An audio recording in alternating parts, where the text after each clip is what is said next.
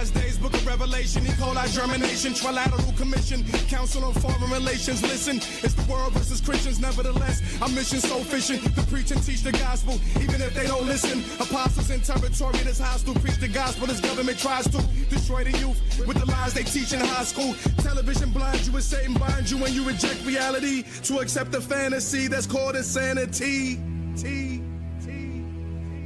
As leaders from different nations, from the creation of the International Space Station, they use racism as manipulation. Democrat, Republican, irrelevant. Beware the president is part of a secret society, but they ain't telling it. Some say it's not the end, but yes it is. Our food's contaminated with chemicals, even cartoons use subliminal messages. Global holocaust, behold a pale horse in motion. Biological warfare, your body's going into convulsions. As TV's taking your opinion and making your opinion and shaping your opinion. Eventually you become one with Satan's opinion. Babylon confusion, it appears the Christians are losing, but we will prevail. In the meantime, big brother, reading your email. The Jehovah's soldiers cross enemy lines to take the gospel further. We live in a world full of murder and wicked like the building burgers. As Luciferians continue carrying instructions from Geneva, martial laws declared as FEMA, confiscate your beamer. There's no more gray line. Either you with Jesus or you not. Either your soul's headed for heaven or the pit of hell is where you rot. There's no more gray line. You with the Lamb of God or you not. Either your soul's headed for heaven or the pit of hell is where you rot. There's no more gray lines. Either you with Jesus or you not. Either your soul's headed for heaven or the pit of hell is where you rot. There's no more gray line. You with the Lamb of God or you not. Either your soul's headed for... What's good? What is good, everybody? I had to start it off with my man Corey Red and Precise. That song came out like late 90s, early 2000s. And if you was listening to the lyrics, you would think that junk came out yesterday. My man was truly, he is actually, because he's still out there. And as a matter of fact, they had another release that they released soon. I have to look out for Street Prophecy Part 2. That mixtape they had, Street Prophecy, back in the day was such a banger, and now they're making another one. Man, my man Red and Precise have always been ahead of the game, and I always had love for them dudes for that. But what's good, everybody? What's good? You'll see why I played that today. Today's subject is a subject that I have been gestating on for a while. It's something that you may have heard me make little side mentions of here and there and here and there, and it's one thing that I wanted to bring forward tonight, because I always try to say I try to make the things that I bring forth relevant to the lies that we have been given, so we can understand the nonsense that we live in. And unfortunately, a lot of folks don't realize that they don't have any independent thoughts. They don't realize that the things that they have attached to their soul, the things that are literally soul tied, that they have engrafted into their soul, have been placed there. And it's been done through straight up witchcraft. But I'm going to show y'all tonight that witchcraft isn't, you've heard me say this before. Witchcraft is more than just, killing chickens and baking cakes for deities and all the stuff that, the Christian side always be like, oh, bad, oh, that's bad, that's bad. Anything that's close to anything African, they've always labeled it bad, and sometimes some of the stuff that they like for different things for on the pagan side of their people too, like the Druids and Druidic worship and stuff like that. They get rid of some of it, but a lot of it they actually adhere to, because if you ever see the Trinity picture, that little thing that looks like the three fish joined together, that symbol, all those symbols are pagan. The cross is a pagan symbol. In other words, the Celtic cross is the old school pagan symbol that has nothing to do with the Messiah. It's just an instrument of death. That's just like if the Messiah was around during modern time or the time of today, and he died in an electric chair, and you'd have jokers running around with electric chairs around their neck. They look just as goofy. You're not on death row, my dude. What is wrong with you? Like why are you got an electric chair around your neck? Nevertheless, the Most High himself said no graven images, but you still see these folks out here with their graven images and whatnot. So we're going to get into it tonight, because tonight I am going to be sharing a video that I will interrupt every now and then to make some points and whatnot. But before we set the video, I have to set the stage. So let me, I'm gonna go ahead and put myself out of the view there, so that way I'm not blocking it up. We're gonna start off as always in the word. And if y'all have seen Minister Teyu's live this week. This may be some familiar.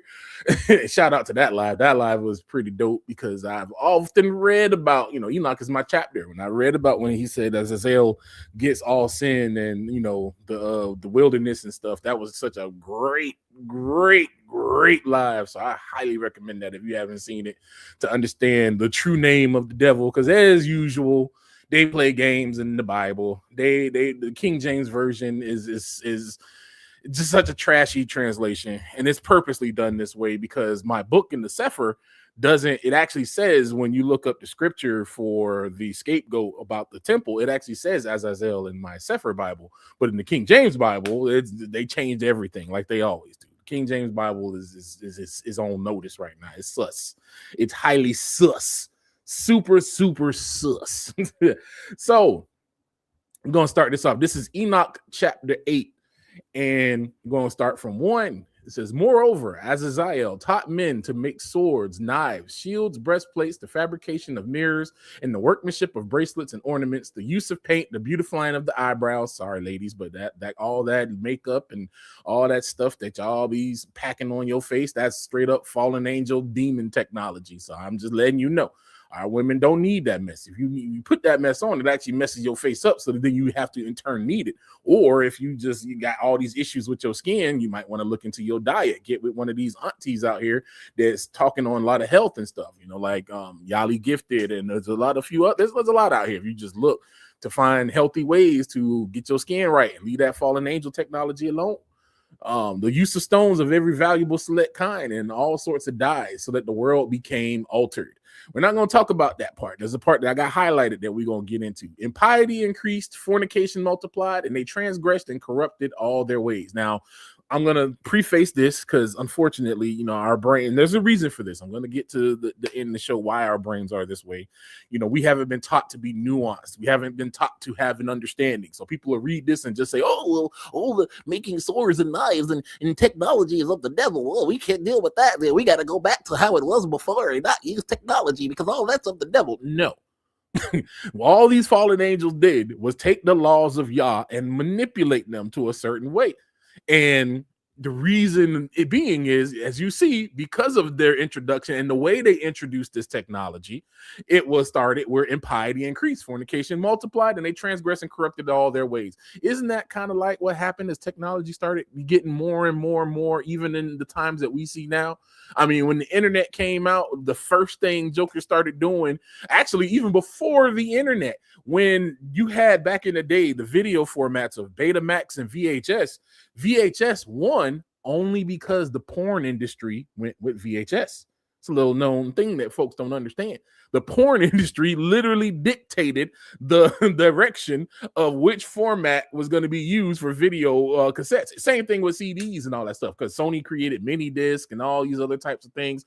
And again, they adopted more of the CDs and all those type of things, as well as with DVDs, because it was DVDs, there was HD DVDs. There was a bunch of formats that were out during that time. If you were around during that time, you may have heard of all these different players that we had, like in the early 90s, mid to late 90s and stuff like that, for these different formats. And the porn industry, whichever one they adopted, was the one that pretty much won out, because the porn industry is $1 billion business, and it always adapted to the technology, which increased the fornication and the transgression. That's why you have all sorts of evil that gets done on the internet now. I mean, all kinds of stuff. I just seen a video earlier today where all these goofy hyena Hebrew chicks, mind you, Hebrew women, multiples of them, have now been this new thing of the month is they all getting online talking about kill all men. That's the thing. We need to reduce the numbers of men. One chick said, send them to Mars. Well, she's an idiot, because Mars is not a place that you could send people to. So I don't expect somebody that says that all men should be destroyed and have a lot of intelligence, because they have been programmed. And we're going to talk about this programming. Their thoughts are not their own. And they're so simple that they don't understand that they're just literally spitting demonic nonsense that has been taught to them. So the ones that we're going to focus on are these dudes in 3 and 4. Mazarak taught all the sorcerers and dividers of roots, and Armors taught the solution of sorcery. So the solution of sorcery, you can look at that as basically alchemy, or as we call it today, chemistry. The dividers of roots is nothing but botany. And sorcerers taught the sorcerers, sorcery isn't just going in and, you know, the like Mickey Mouse in Fantasia wearing the little hat, the pointy hat, which that hat actually has significance in the cult of Mithras. If you look up a lot of the epitaphs of Mithras, you'll see him wearing those pointy hats and stuff. Those are the same hats they wear in the Mormons. The Mormon, whenever you go into those different lodges and stuff like that, when they have their ceremonies, they wear these different types of hats and things like that. They all have roots in this cult of Mithras. It's this underground hidden cult that was in Rome. So of course, this being the second leg of Rome, the same cult is going to be around. So the sorcerers also goes into manipulation and how to manipulate and deal with people. And you can do that without casting a single incantation or any of that. Is just methods and methodologies that are employed to manipulate the human mind. What we have to understand is these fallen beings, these fallen, disgusting creatures, whom I hate very much, these creatures have brought down the nonsense because they've been studying us. Their job was to watch us, but then they took it to a level of difference. They've been watching us for years. They've been studying us for years. They understand our mental psychology better than we understand ourselves. And we'll be going along with witchcraft and don't even realize it. You'll be holding these thoughts and these type of beliefs. Like whenever I see a so-called woke up Hebrew talk about Democrats and Republicans, I just want to throw things. I'm like, my guy, you still believe in fairy tales? That's like you might as well tell me you still believe in the Easter Bunny and the Tooth Fairy. Like, if you still believe in Democrats and Republicans, then you believe in nonsense. Or the folks that believe in the civil rights movement and believe in Martin Luther King. Y'all know Martin Luther King didn't even believe in the deity of the Messiah. He didn't believe that the Messiah was the son of Yah. He didn't believe that. His wife was a whole Eastern Star. Y'all remember what I had just said about the cult of Mithras? Well, the Eastern Star is like the female version of that. And guess what? They do it in the church. We're going to talk about the Eastern Stars chick a little bit later in our story. But dividers of roots is literally this right here. This is what we call botany in this day and age. Did you know that from a wild mustard plant, that's where broccoli came from? That's where cauliflower came from. That's where this is called kohlrabi came from. Cabbage, kale, and Brussels sprouts. All of these things originated from the mustard seed in different ways. Kale was a modification of the leaves. The kohlrabi came from like the stems. The cauliflower is like the buds of the mustard plant. Broccoli is also a combination of the buds, as well as Brussels sprouts, which is like basically a cabbage, which cabbage came from the leaves, and Brussels sprouts are like mini cabbages. This was botany that was done. These are man-made things that were done by cutting of the roots. You chop the roots together and you basically splice the plant to create these variations. That is standard botany that they were being taught. But again, they taught this stuff in the way that was perverse to the way that the Most High would have taught people to do stuff. So again, don't get it all twisted. Like, oh, Red is saying technology is all bad. No, we have to analyze it and see how it lines up with the laws of Yah. Are you just like, let's use the painting and the beautifying of the eyebrows? That involves deception. Some of these chicks changed who they look like. They turn into a whole different person. They literally say, I got to put my face on. Are you serious? Why would the Most High encourage you with deception, that you're showing people one face that's not your real face? That's not a thing. Or taking, metallurgy, what you can use to make spoons and all sorts of things that are proper, but instead you just use it to make instruments of war, instruments to kill people. Mirrors are not a bad thing. The fabrication of mirrors also goes even into like lasers and cameras and all sorts of things that have uses and stuff like that aren't necessarily demonic in and of themselves, but it is how you use and how you apply the thing and how it is used. That is what makes it demonic.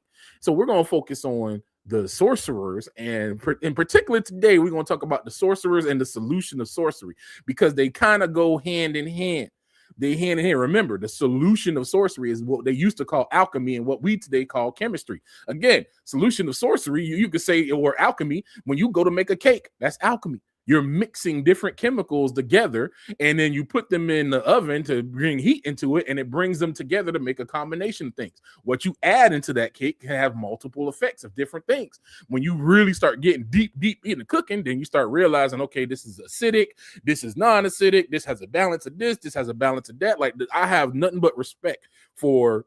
And funny enough, it was an anime called Food Wars that made me appreciate the chefs, because there's such a science behind cooking and understanding how all the things mix together and how you cook it and how you do everything affects the final product. You know, we don't sometimes do that because we just be out here just trying to get something that's decent to go.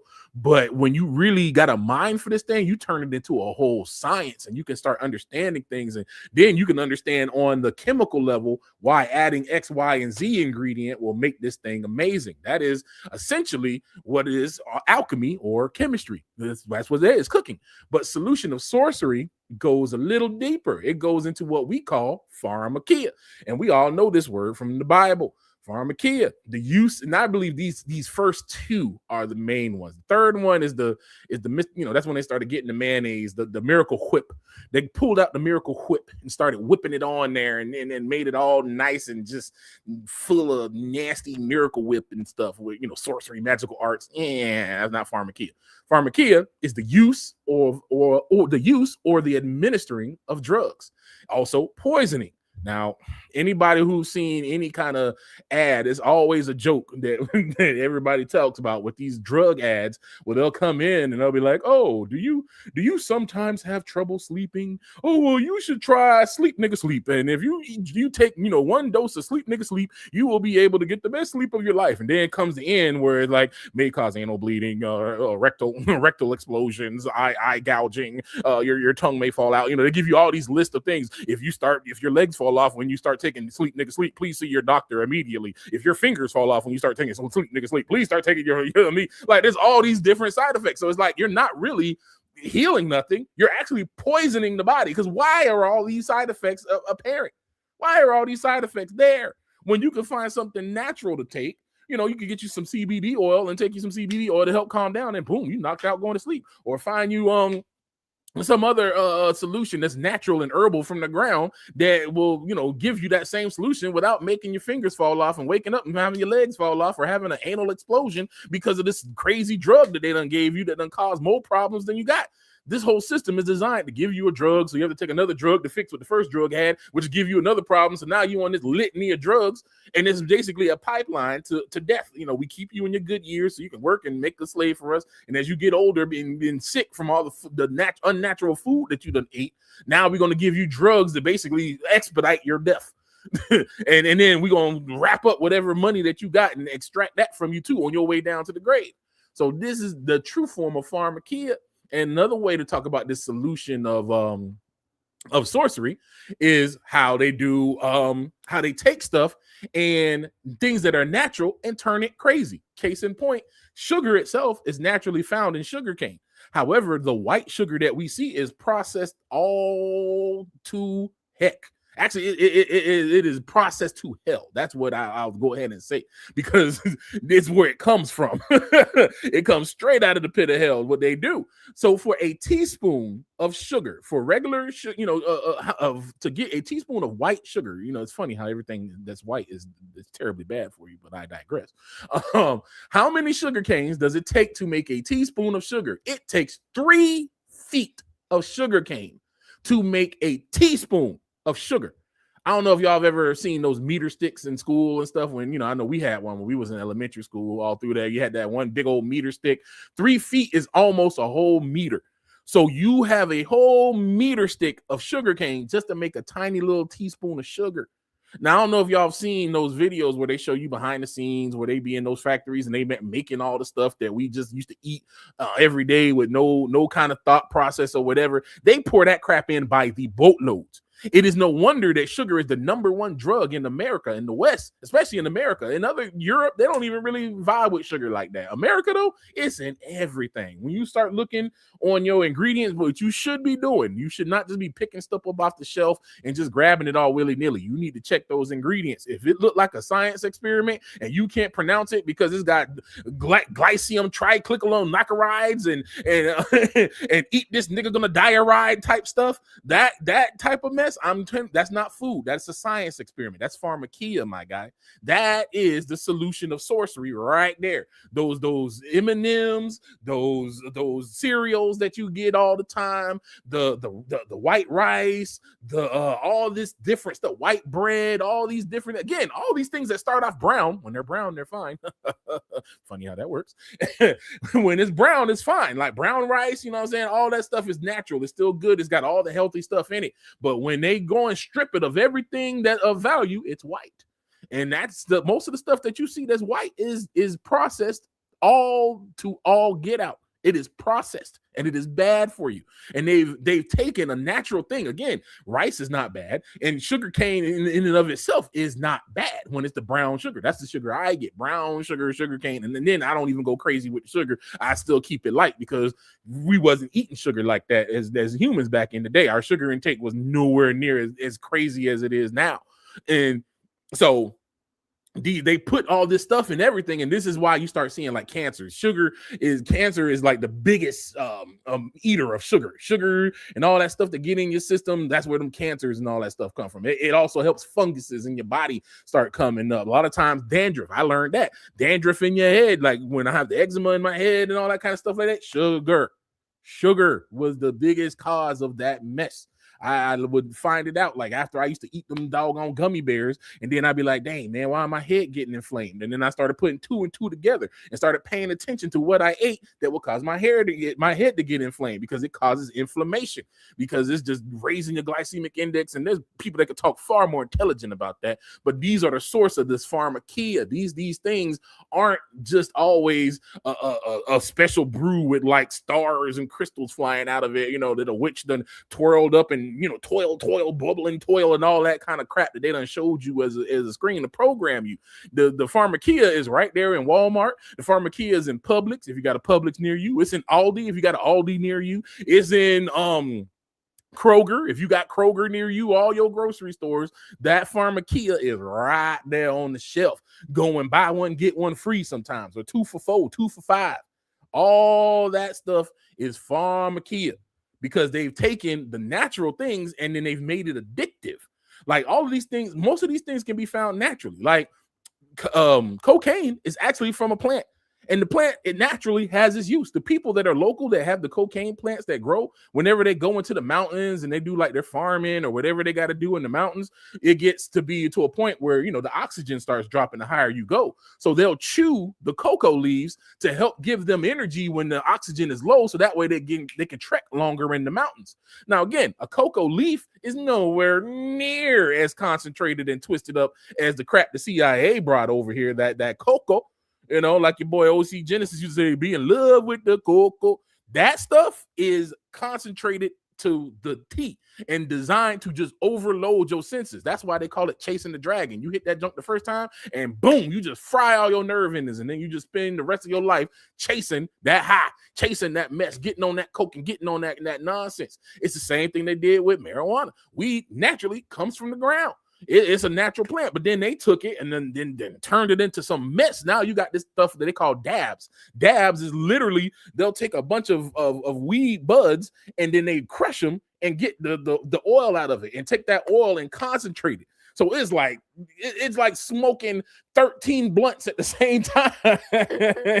Like it's unnatural. There's even this other thing called resin, which is even more concentrated. They give out at the doggone dispensaries. It's like a tube full of black crap that's just a concentrated mess that come from marijuana plants. It's not even weed no more. They done turned it into just pure mess. So this is what pharmakia is. This is what they're talking about here, where it's talking about the solutions of sorcery and the dividers of roots, because then they take stuff and they make it more, they basically make it to be more addictive. But another thing about the solutions of sorcery, and now this is going to tie into the sorcerers, is going to be these other drugs. We're going to talk about mind control today.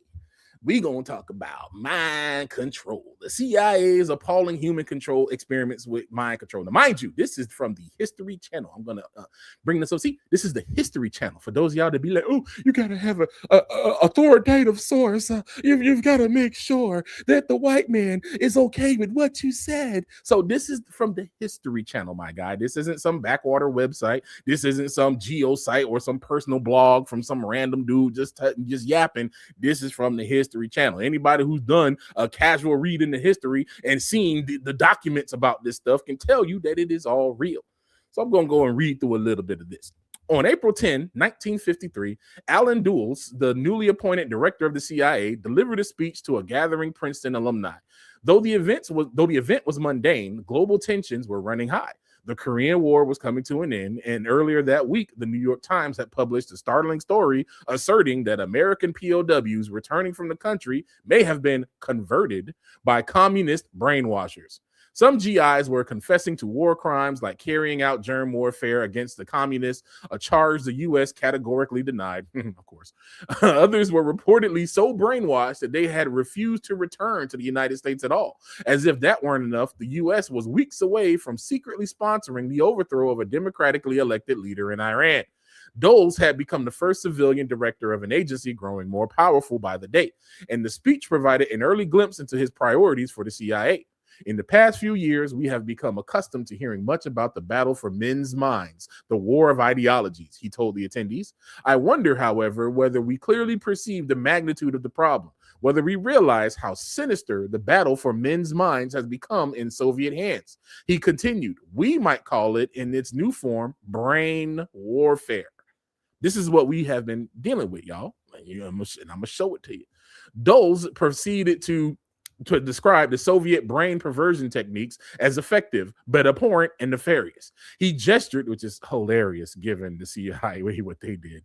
He gestured to the American POWs returning from Korea, shells of the men they once were, parroting the communist propaganda they had heard cycled for weeks on end. He expressed fears and uncertainty. Were they using chemical agents, hypnosis, something else entirely? We in the West, the CIA director conceded, are somewhat handicapped in brain warfare. This sort of non-consensual experiment, even on one's enemies, was anti-ethical to American values. Okay. Dulles insisted, as well as anti-ethical to what should be human values. Fear of brainwashing and a new breed of brain warfare terrified and fascinated the American public throughout the 1950s, spurred by both the words of the CIA and the stories of brainwashed GIs returning from China, Korea, and the Soviet Union. Newspaper headlines like New Evil Seen in Brainwashing and Brainwashing versus Western Psychiatry offered sensational accounts of new mind control techniques and technologies that no man could fully resist. The paranoia began to drift into American culture, with books like The Manchurian Candidate and The Naked Lunch playing on themes of unhinged scientists and vast political conspiracies, which are all not conspiracies. The idea of brainwashing also provided many Americans with a compelling, almost comforting explanation for communism's swift rise, that Soviets used tools of brainwashing not just on enemy combatants, but on their own people. Why else would so many countries be embracing such an obviously backwards ideology? Which that in and of itself is brainwashing. And when we get to the video, you'll understand. American freedom of the mind versus Soviet mind control became dividing line as stark as the Iron Curtain. Freedom of the mind is hilarious from the nation that leads the pack in brain control and mind control. Now enter MK Ultra. Most of us, I know as Hebrews, we proud tinfoil cat carriers. That you should know about MK Ultra. 3 days after his speech decrying Soviet tactics, Dulles approved the beginning of MK Ultra. Funny. See, this is what they do. He brought it up saying, oh, the Soviets are doing it. So when we do it, it's just to counter what the Soviets are doing. See, that in and of itself is sorcery. That is sorcery. Because he's manipulating you by not telling you the truth that they were already doing this and they're already planning on doing it, but they're trying to position it and frame it in a way that makes you more accepting to what they are doing. by first introducing nonsense and then giving you an answer. Oh, but we're gonna counter it. But when we do it, it's gonna be ethical. It's gonna be great. Let's see how ethical MK Ultra was. A top secret CIA program for covert use of biological and chemical materials, dividers of roots, solutions of sorcery. It's the same thing, y'all. We've been, the days of Noah have already been here. They just been getting louder and louder and louder. That's all we need to understand. We've just been taught that we think that, just because we don't see giants and all that stuff running around yet, because we don't see half man, half animals and monster creatures running around yet, that we're not in the days of Noah. But let me tell you, you better start believing in cyberpunk dystopias, because you're living in one. You bet. We just ain't got to the body mods yet. That's all on the way. It's all coming. MK Ultra's mind control experiments generally centered around behavior modifications via electroshock therapy, hypnosis, polygraphs, radiation, and a variety of drugs, toxins, and chemicals. These experiments relied on a range of test subjects, some who freely volunteered, some who volunteered under coercion, and some who had absolutely no idea they were involved in a sweeping defense research program. From mentally impaired boys at a state school, to American soldiers, to sexual psychopaths at a state hospital, MK Ultra's programs often preyed on the most vulnerable members of society. Talk about ethical and anti-ethical. They did all this stuff with people that were unwilling and people in bad situations. There's even more stories from Hebrews that talk about all these different experiments that they did on them, how they put patches on their body with chemicals that burned, and then they would come back and just couldn't lay down properly because this thing burning on their back, and then they start hallucinating and seeing things and just messing with their bodies and doing stuff against their will. Like this is what's going on. The CIA considered prisoners especially good subjects, as they were willing to give consent in exchange for extra recreation time or commuted sentences. Whitey Bulger, a former organized crime boss, wrote of his experience as an inmate test subject in MK Ultra. 8 convicts in a panic and paranoid state, Bulger said of the 1957 test at the Atlanta Penitentiary where he was serving time. Total loss of appetite, hallucinating, the room would change shape, hours of paranoia and feeling violent. We experienced horrible periods of living nightmares and even blood coming out of the walls. Guys turning into skeletons in front of me. I saw a camera change into the head of a dog. I felt like I was going insane. So again, this is not, he didn't get a magic wand waved over him. He didn't have the fairy god, some witches and sitting around a brew, twisting things and handing him. They were giving him drugs. They were giving him pharmakia, which is again a solution of sorcery. Bulger claimed he had been injected with LSD, lysergic acid diethylamide, or acid, had become one of the CIA's key interests for its brain warfare program. Soon as the agency theorized it could be useful in interrogations, in the late 1940s, the CIA received reports that the Soviet Union had engaged in intensive efforts to produce LSD, and that the Soviets had attempted to purchase the world's supply of the chemical. One CIA officer described the agency as literally terrified of the Soviets' LSD program. It felt so funny. Largely because of the lack of knowledge about the drug in the United States. This was one of the material we had never been able to locate that really had potential fantastic possibilities if used wrongly. See, again, now they're like, well, we only studied it just because the Soviets were doing it, so we need to study it to learn the effects. Again, making excuses for the nonsense that they do. And I'm going to show you how this is nonsense, because it's still prevalent to this day. To this day. With the advent of MK Ultra, the government's interest in LSD shifted from a defensive to an offensive orientation. Agency officials noted that LSD could be potentially useful in gaining control of bodies, whether they were willing or not. Is that gaining control of bodies? Is that not witchcraft? I ask y'all, is that not witchcraft? Is that not witchcraft, where you're controlling, you're manipulating someone without their will, without their consent? Is that not witchcraft? That's witchcraft. That's straight up witchcraft. The CIA envisioned applications that range from removing people from Europe in the case of a Soviet attack to enabling assassinations of enemy leaders. On November 18, 1953, a group of 10 scientists met at a cabin located deep in the forest of Maryland. After extended discussions, the participants agreed that to truly understand the value of the drug, an unwitting experiment would be desirable. And here is this dude right here basically giving this man some LSD through a syringe. So they was just out there in the woods. Now, mind you, they went to the woods, and y'all know, we talk about how they go into the woods even now for the grove where they have the owl. And all this stuff. Is always these groves in the woods. Well, it's so interesting that they go to the same place, these high places, as they used to be called back in the Bible time. These different places to go. I'm just gonna tell you right now, most of these scientists, especially these Anglo ones that they tell you about, and they look at, all these jokers are sorcerers. All of them are wizards, sorcerers, and they're witches. Every last one of them. They don't get this. They're not smart getting this information of themselves. They're getting their information from these guys, from these jokers from back in the day, because they were the ones who brought this mess down. They were the ones who started teaching, even all the way back in the times of Noah, all this stuff that was going on. So yes, during the times of Noah, niggas was sitting back popping X. Niggas was sitting back on ecstasy, probably popping tabs and all kinds of crazy stuff. Like the cyberpunk revolution came and left, and it's about to come back again.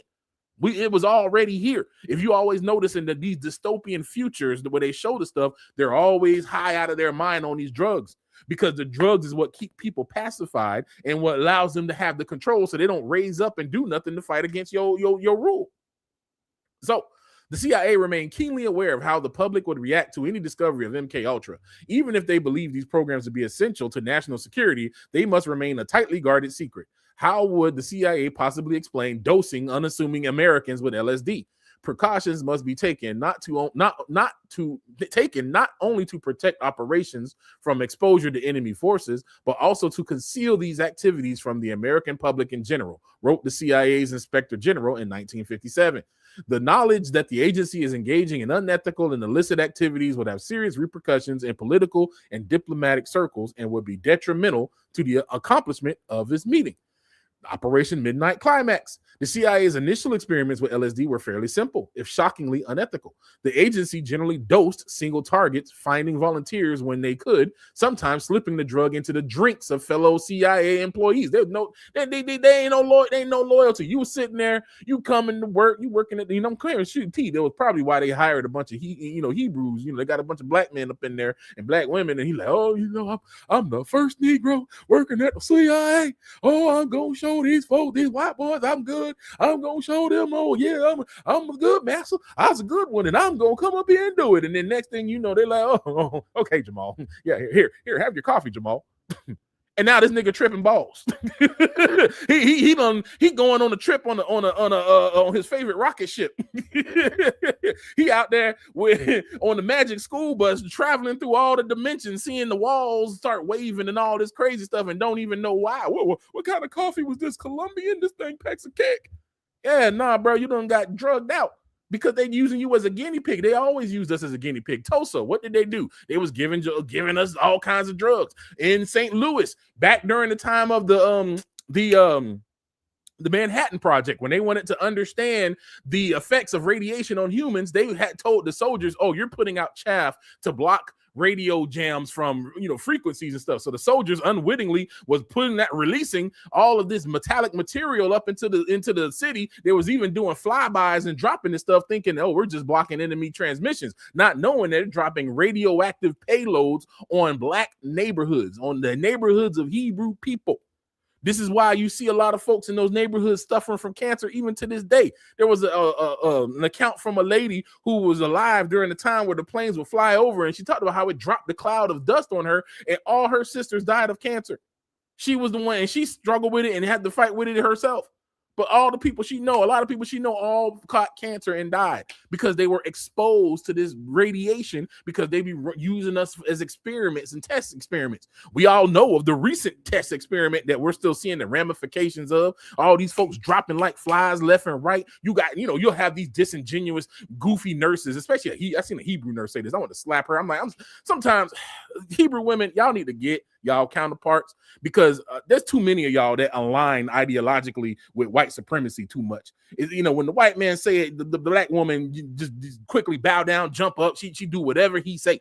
You know, the black man say, hey, don't wear that dress, and she ready to fight him and claw him and call him all kinds of names. White man say, hey, inject your people with this stuff that might kill them. Oh, yes, boss. Oh, I will do so. Oh, yes, sir. I submit. Like, again, brainwash. That's another part of the brainwash. The bourgeoisie ain't nothing but a bunch of brainwashed Negroes. I call them pet Negroes, little pet Negroes that they raised up and grewed up and gave them the most ultimates of brainwashing that's right there along and aligned with them. So they did all this stuff. I'm not gonna go and read the whole thing. Most of us know about MK Ultra. What they was doing was they would take like prostitutes and put them on the spot, and they would make them give their Johns the LSD, and they would be in like a window in the room next door with like a see-through window, or they would put like listening devices and watching devices in there, and they will watch the reaction of the person on LSD. They was doing all these different tests on people knowingly and unknowingly with these drugs. And today we see this junk being pushed more in what we call DMT or whatever. I'm not going to sit here. Dimethyltryptamine, DMT. Those who know about DMT, especially if you've been watching Joe Rogan. Joe Rogan is the king of talking about some DMT. And oh man, you're just gonna go on trips, man. I mean, it's like you go in and you see these creatures. They have like horns, and they just teach you that life just doesn't mean to be fair. They're laughing at you and they're pointing at you and they're just teaching you not to take life too serious. No, my guy, you're looking at demons. Those are demon spirits, disembodied spirits of Nephilim that we call demons now. And they are there mocking you because your dumb behind is crazy enough to abandon the guards that the Most High put upon your brain that separate the realities. And you're diving into the other parts of the reality that you weren't meant to be tapping into while your soul is still alive in your body. Again, we're going to talk about the realities when we get to the movie. DMT is another one that's very similar to LSD or psilocybin, and they say that it takes it takes a long time for it to go, but you can get an inhibitor, which is called ayahuasca, which again your boy talks about all the time. This is what they push now. It's mainstream. Like they do it through mushrooms and stuff. Like, as a matter of fact, in California, you can get mushrooms and all that stuff free. They're trying to tell you like, oh, mushrooms is just like weed. No. That whole trip that mushroom is taking you on is actually a defense mechanism to keep you from eating it, because anybody with sense will be like, hey, I ate this mushroom and now I'm seeing things. I'm not going to touch it no more. And that's how the mushrooms keep you from eating it. But you goofy jokers is taking it and on purpose to purposely take yourself out of the natural reality that we're in, to go and look at the other layers of the earth realm that you shouldn't be going into, that you just diving in all willy-nilly, looking at these disembodied demons that's mocking you, and some of them taking over your body. Like it's crazy the stuff that happened. What they talk about, they say DMT induces intense, often indescribable subjective experiences involving vivid visual hallucinations, altered sensory perception, ego dissolution, and encounters with seemingly autonomous entities, aka demons. The demons. Those are demons. And it's not just a subjective experience, because there is a guy, this is one Anglo dude, he has an interesting channel talking about how the clowns were demons, and it's a very, very interesting read. I ended up going into it because I wanted to find out more about these stories about these various entities that these people see in DMT. And there was a whole forum that I found where they all were describing these deity that looks like a jester. It has horns that's like a part of his body. It looks like the hat, but it's a part of its body, and they are striped with white and black stripes. And they all see these same creatures. They either see that or they see another one. I think they call them the Hat Man or something like that. Basically, it looks like Baron Samedi. If you've ever seen Baron Samedi in the hoodoo and all that, it's a creature that looks like Baron Samedi. That's another common creature that they all see. Again, they're seeing demons, bro. These jokers are encountering demons, and they regularly do this crap. Sometimes they say, oh, you'll have a good trip, or you'll go and you'll see this. And sometimes, oh, it's a bad trip. It all depends on how the demons is feeling and what demon you're around and what demon you entertaining and it's so much mess that goes into this. Again, this is pharmakia.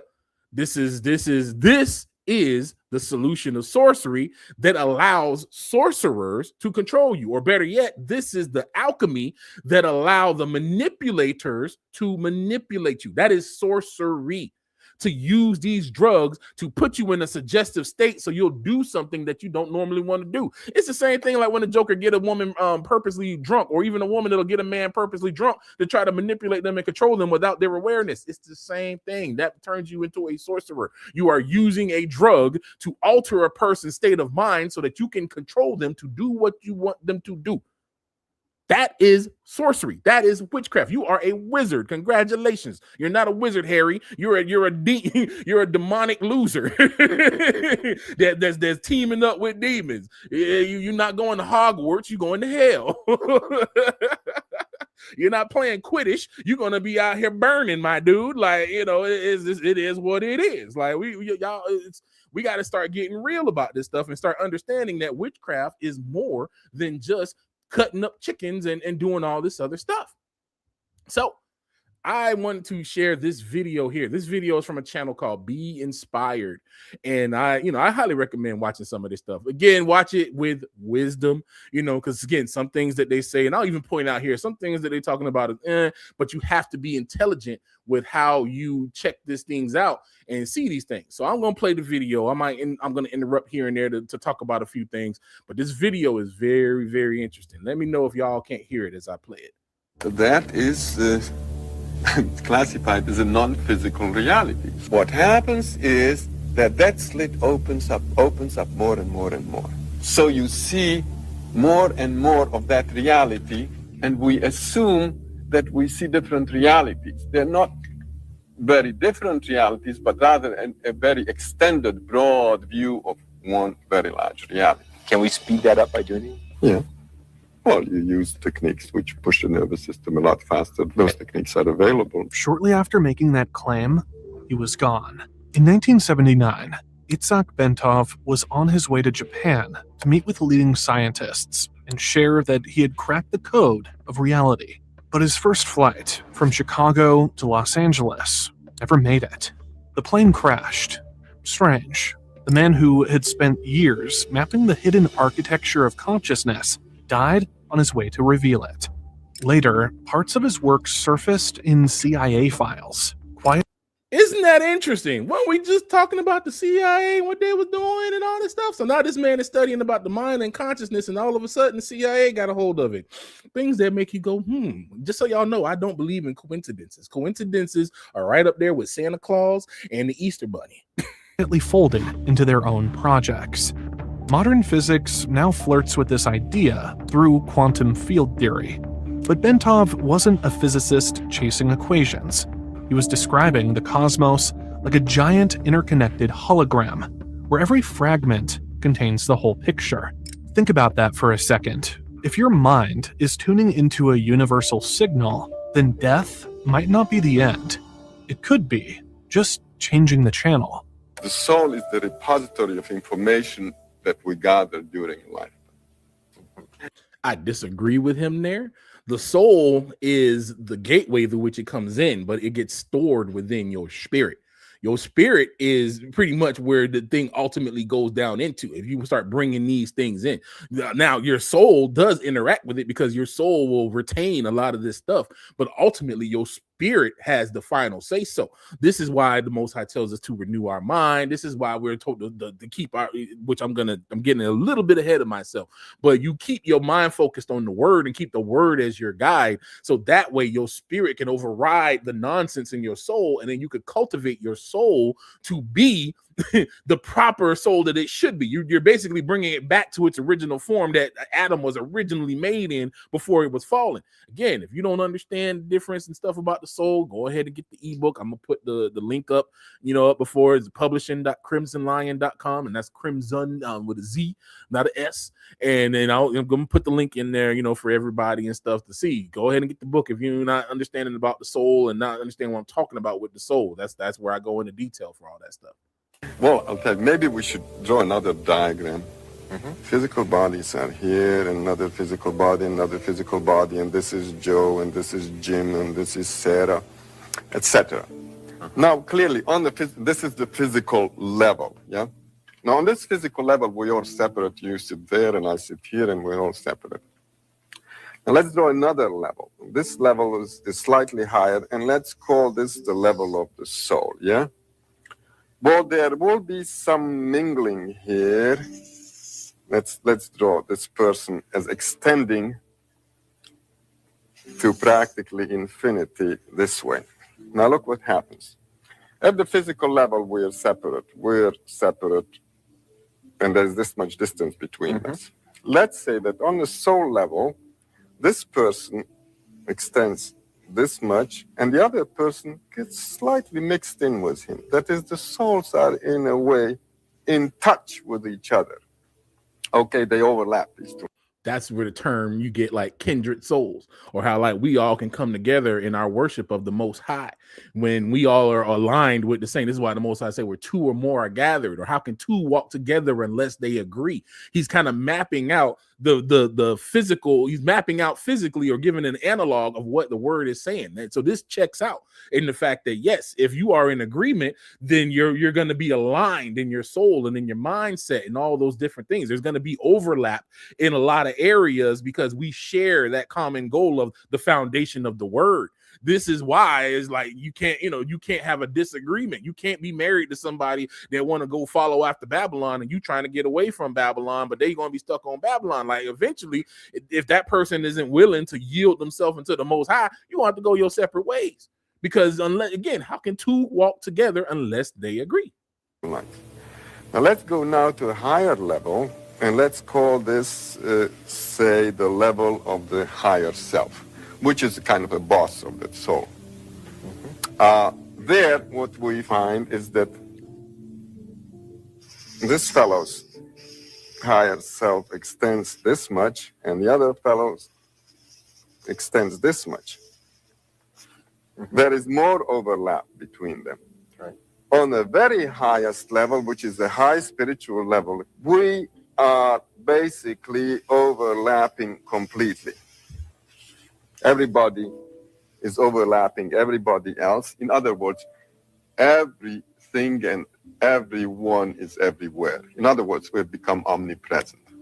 Now that's nonsense. The only one who's at that level is the Most High. That's just wishful thinking on the human mind that you can really, and even wishful thinking from a fallen watcher's mind that you can get to that level. That is the level that the Most High is at. We can't reach that high. I'd say we just get up on that soul level, and that's where we can, as far as how we exist on this earth today. The Most High exists on that higher level, and the fact that he permeates through everything. Everything comes in and permeates through him. So that's why I say you have to listen with wisdom, because there's always going to be some mayonnaise tossed in with the truth. This is the state of highly spiritual perfected beings, or gods, you may call them. Okay? Okay, and so that we exist on all of those simultaneously. On all of them simultaneously, so then, but we're not aware of them. In your view, then, if when we see each other as separate entities, that's only seen on one plane of reality. Correct. And that's absolutely accurate, because there are alternate planes. There's alternate areas in earth. If you look at Enoch, when he was taken through heaven, but he also saw through various areas in earth. There's different levels in earth, and there's different realms even within the earth realm. Sheol, the grave, is within the earth realm. When Abraham's bosom was down in earth, that's again within the realm of the earth. The Nephilim exist within this realm of the earth. They walk around, they out here, they're disembodied, but they're not in the physical realm, because you need a soul attached to a physical body to interact within this physical realm. But when they died, their souls were illegal souls. So when they died, their spirits didn't have access to go into any other realms, especially into the heavenly realm. And the Most High, that was one of the punishments from the Most High to the fallen angels about their kids. It's like, hey, yo cheering ain't finna get up in here. They finna stay on earth. That's what Nephilim means, earth born. They were born in the earth. Their spirits and souls was created in the earth, and the earth is where they gonna stay till I get ready to toss them in the trash heap in the end of the ages when I judge all y'all goofy jokers. Just his starting point, because Bentov didn't stop at the mind. He mapped out how your heart and brain physically interact with the cosmos. The results were shocking, and the evidence measurable. But that's where his story takes an even stranger turn. Well, let's take a simple example. The family sitting at dinner table, and say there's a kid, maybe 15 years old, 16 years old, and he looks up and suddenly he says to his mother, "Hey, Ma, look at there's our dead grandmother is standing in the corner." Mother looks around and says, no. Then psychiatrist says, oh, young fella, you're in troubles. And then he writes out a little prescription for a little Thorazine or electroshock or whatever. And pretty soon, in a matter of 2 weeks, kid is back in shape, very normal. No longer sees. No longer sees anything. Yeah. So the process has been reversed. This is called a psychotic episode or acute schizophrenic break or whatever it is. And what you would say is that there's a good chance that that kid is seen. Very good chance that the kid has a spontaneous opening of his senses. That is classified as a non-physical reality. The nervous system is that thing that gives us the picture of our realities. That is, our realities, that reality which you see all around you, the flowers and the chairs and the microphones and the teacup, is given to us by our senses. Yeah. We don't see light which is beyond UV and beyond infrared.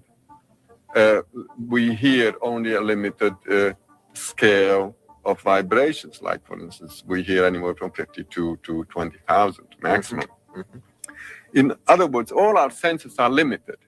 So what happens is that slit opens up more and more and more.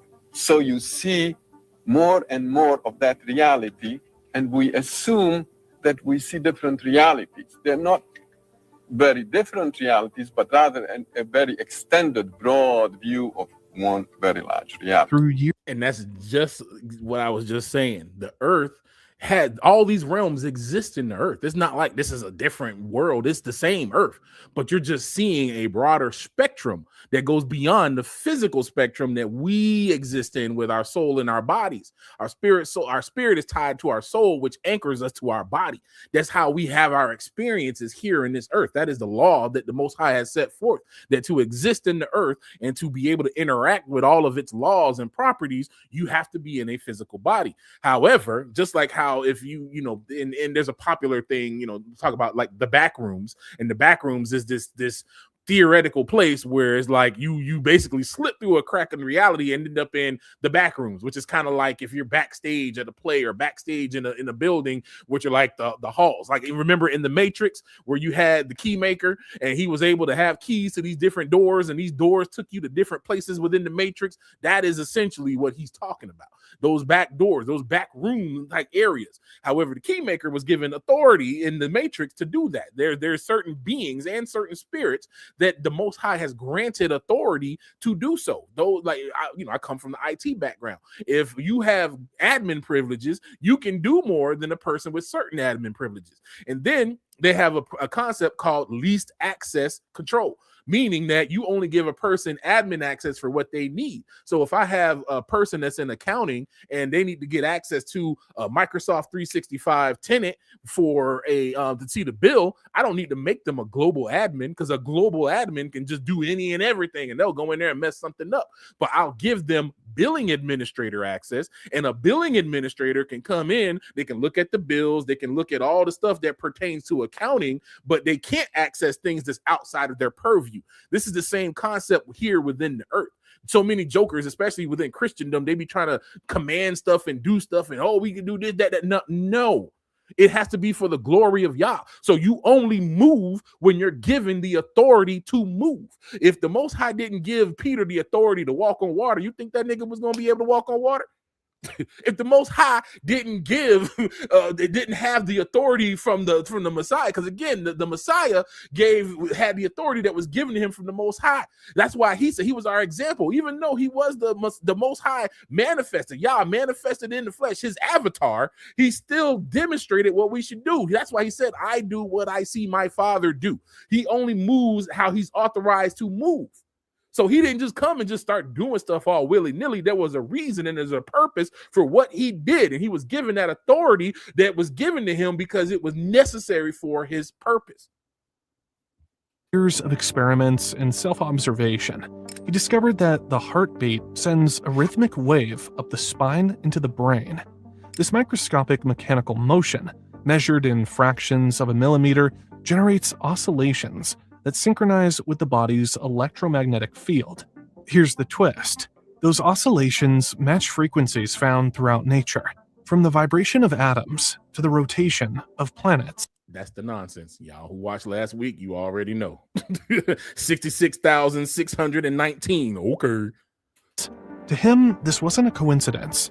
It was evidence of a built-in cosmic feedback loop. Itzhak Bentov, he wrote Stalking the Wild Pendulum, is probably one of the greatest works he created so that people could understand what a holographic matrix field is, or a holographic universe. So you could understand entrainment, so you could understand the electrostatic field surrounding the Earth. He coined these simple, crazy little phrases, these explanations for people. It said, we're just all raisins in the jelly, in the jello.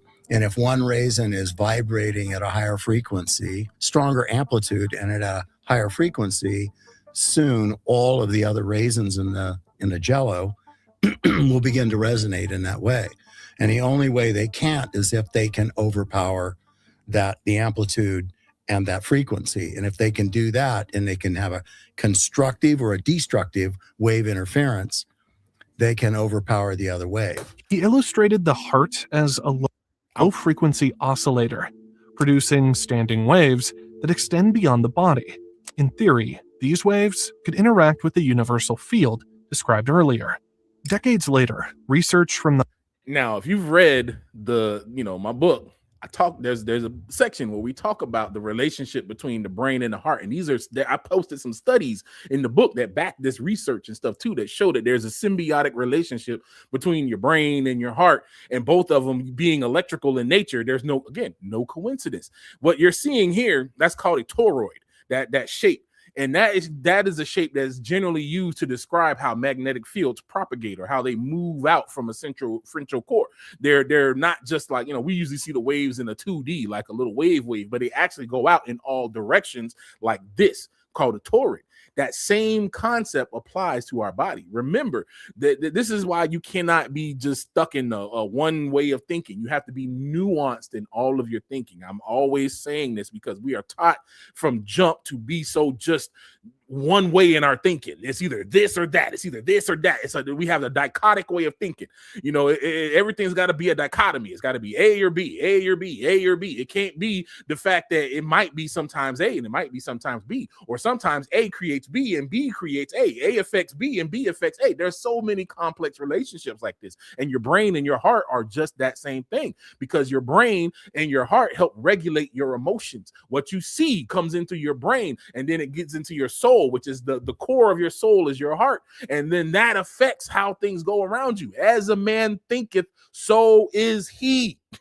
As a man thinketh. This is literally an explanation for as a man thinketh, so is he. The energy defined by your thoughts, the energy within your soul affects your surroundings. That how they gave that example of all the jelly beans and the raisins in the jelly. That's the reason why when you go around your people, they don't like you around there. Because see, they are resonating on that low frequency. They resonate, it makes, and I hate saying it like that, because the enemy has come in and just poisoned the well with nonsense. But these principles are principles and laws of Yah. So it is important to understand that even though we may be saying the same thing, Yah is the core of the principle. We're not talking about vibrations and frequencies from getting a crystal and going out with Sailor Moon and the Sailor Scouts and charging crystals by the moonlight, hanging out with tuxedo mask, useless behind, or going out here with some old chick with a septum ring that's burning sage, talking about she calling on ancestors with a cake that she baking for her patron and her ephah and all this other nonsense demonic crap. We're not talking about that.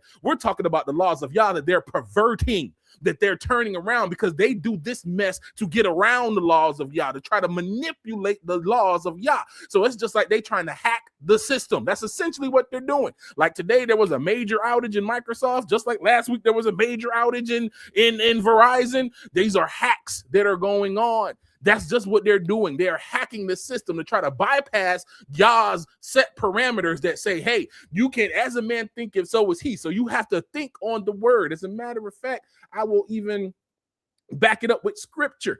We got Matthew 6:22. The light of the body is the eye, not the eyes, the eye. If therefore thine eye be single, thy whole body shall be full of light. But thine eye, if thine eye, not eyes, eye be evil, thy whole body shall be full of darkness. If therefore the light that is in thee be darkness, how great is that darkness? That's where Christians and a lot of these camps and all these jokers come from. They got a dark light in their eye. And that word, y'all know we gonna always do with our Bible, with our blue letter Bible. We're gonna break down these words. We're gonna get that word. We're gonna break these words down. What is that word eye? We got the word ophthalmos. And that word eye, meaning the eyes of the mind, the faculty of knowing, the eye. Again, they show you the demonic nonsense has shows you that one eye, the third eye that they call it. That's actually a real prospect. If you close your eyes right now and you hear a song that brought you back to a certain point, let's say it was a song that reminds you of a loved one that died, you'll hear that song and you'll still hear that loved one. There was a song that my mom loved, this group called Kingdom from early 90s. There was a group called Kingdom. You know, I'm showing, you know, how I'm classic when it comes to this the music that tried to glorify Yah. And she loved that song. It had a song called Fully Committed. And I heard that song recently when I was looking for some stuff, and it just kind of brought tears to my eyes because it reminded me of my mom, how we would be riding in the car to school and she'd be singing that song, or how the song when she'd be at home and I would hear her all the way in the living room singing the song and stuff like that. And that took me back to where I could see where I was in that house at that time. I wasn't seeing that in my physical eyes. I was seeing that in my mind. The eye of your mind. You see things in your mind. That is why he says, keep it single. What is that single? Single. The mind eye. Therefore, keep thy eye be single. That single, hapios. That means whole. That means you keep it whole. And what keeps it whole? The word. You have to keep it focused on the word. That's why he says, think on things that are good. Think on the things that are good. You have to keep the word focused on your mind. That's how you keep maintaining in nonsense. That's how you get joy in nonsense. You'll be going through a whole crazy situation and your feelings, your emotions and stuff want to go and feel a certain type of way. But when you think about the word of Yah, you're like, you know what, Yah, you put that thing in perspective. Though my feelings may feel this way, I'm not going to yield to my feelings. I'm going to yield to your word. And I'm going to force myself to have joy, even though it's a situation that I don't like.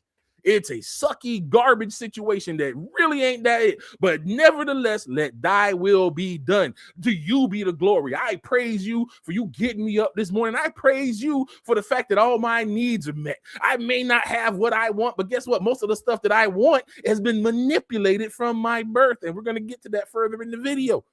So this is what it means to keep your eye single, to stay focused on the word. This is what they're talking about. Because when you do that, that is what affects your surroundings. As a man thinketh, so is he. So if you keep attracting 304s or hus, if you keep attracting pookies and nonsense Negroes, you need to address those unhealed parts in your body.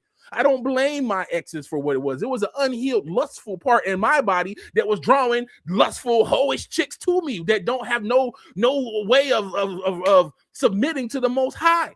Because my emotions were unsubmitted because I was running with a lustful way of thinking. Until you acknowledge that within yourself and correct that within yourself, you'll forever keep doing the same thing, going on the same circle. This is why he says the heart is deceitfully wicked. Who can search it? Who can know it? You have to overcome a thing that you say is just, oh, that's just me. That's just my personality. Is it? Or was it something that was given to you? The Heart Math Institute confirmed that the heart's electromagnetic field extends several feet outside the body and can influence brain activity, a concept he proposed long before modern instruments could detect it. To him, meditation wasn't just about calming the mind. It was a precise method of tuning the heart-brain system so it could resonate with the deeper architecture of the universe. And that's that nonsense right there, because you ain't trying to meditate to hone in with the universe. Let me tell y'all about this whole universe. This is where this mess comes from. Uni is the ancient goddess of marriage and fertility. Uni is to Juno, and Juno, which is Uni, is the Etruscan the version of Isis. That's pretty much all this is. And then you have Juno, who is the Roman version of Hera, and then you have Hera, who is the Greek version of Isis.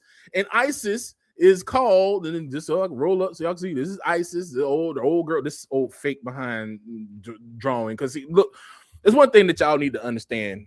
People were all melanated back, the more further back in history you go, the darker it gets. And a lot of these Nephilim, yes, some of them were pale and all nonsense, but some of them also were melanated because they came from melanated women that these fallen watchers got with kids with. And some of the female versions of these Nephilim and stuff got with the men who were also melanated. So they retained some melanated features. This is why when you see these uncut, untampered with Egyptian different things, there's always some color to them. They always got that nose. They got what I call the nigga nose. You can't deny the nose. That's why they chop the noses off of all these things. And then they see here, they don't show you the original portrait. They show you this old drawn doctored nonsense. No, I'm sorry. Caucasian people cannot just be walking around in a desert hot place like Africa. Like, let's just stop it. Just stop the lies. We all know the lies. But it's here, universal goddess. In the Ptolemaic times, Isis' sphere of influence could include the entire cosmos. As the deity that protected Egypt and endorsed its king, she had power over all nations. The whore riding the beast. That prophecy is starting to make more sense with the imagery. And as the provider of rain, she enlivened the natural world. The Philae hymn that initially calls her ruler of the sky goes on to expand her authority. So at its climax, her dominion encompasses the sky, earth, and duat. In other words, the universe, what the modern version of what we call it. They called it duat during that time. We call it the universe. That's why I don't like that term universe. That's why you always see these hyenas, these rebellious ISIS-aligned hyenas that be on this pure nonsense that's on just straight demonic garbage. This is why they always talk about the universe. Oh, the universe told me, child, clock it. The universe. Demonic jokers. I'm sorry, but y'all Hebrew women gonna have a hard time when it come time for this wilderness come in. A lot of y'all gonna be just in a heap, dead. Real talk. Because of your rebellion and your nonsense. I seen some mess today with these women, again, Hebrew women calling for the unaliving of black men. That's in some, all men, white and black, whatever, but mainly black men. They just want to get rid of them. There's one chick that said take 40% of them and 90% of them and send them to Mars, which she's an idiot for that, and then keep the 10% that she finds attractive and that got good genes. Don't that sound like eugenics? I tell you, more I hear some of these septum ring hyena heifers talk, they sound more and more like the racist white man. I be having to double check, like, is this a black woman talking, or is this doggone KKK Klansman sharing his ideology? They be aligned with white supremacy like so crazy. Straight submitted to the nonsense of the white man, that even so much now that they're aligning with the death of Hebrew men. But this is nothing new, because in Egypt, what did they do? They killed off the Hebrew boys, the young boys and the babies. What happened in Rome with Herod? He killed off the young boys. It's always an attack on the men. This is where people get life twisted. Women back running around like y'all the prize. If y'all was the prize, why are they trying to kill us? That's all I'm gonna say about that.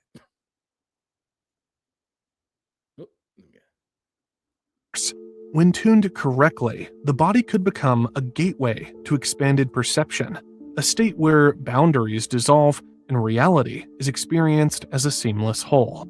This was presented not as mysticism, but as a reproducible process. If true, it means the human body is a finely tuned instrument, one that most people never learn to play. But this map of the body was just the beginning. In 2003, a CIA document quietly appeared in the public domain, a 29-page analysis labeled Gateway Process. These CIA documents that came out that had been unclassified or declassified for years, people can go online and check it out. But basically what these documents show is the power of doing mind and heart coherence meditations focused on specific intentions and how that can expand your consciousness, even affect reality in a very powerful way. It's something that revealed more about what reality might be.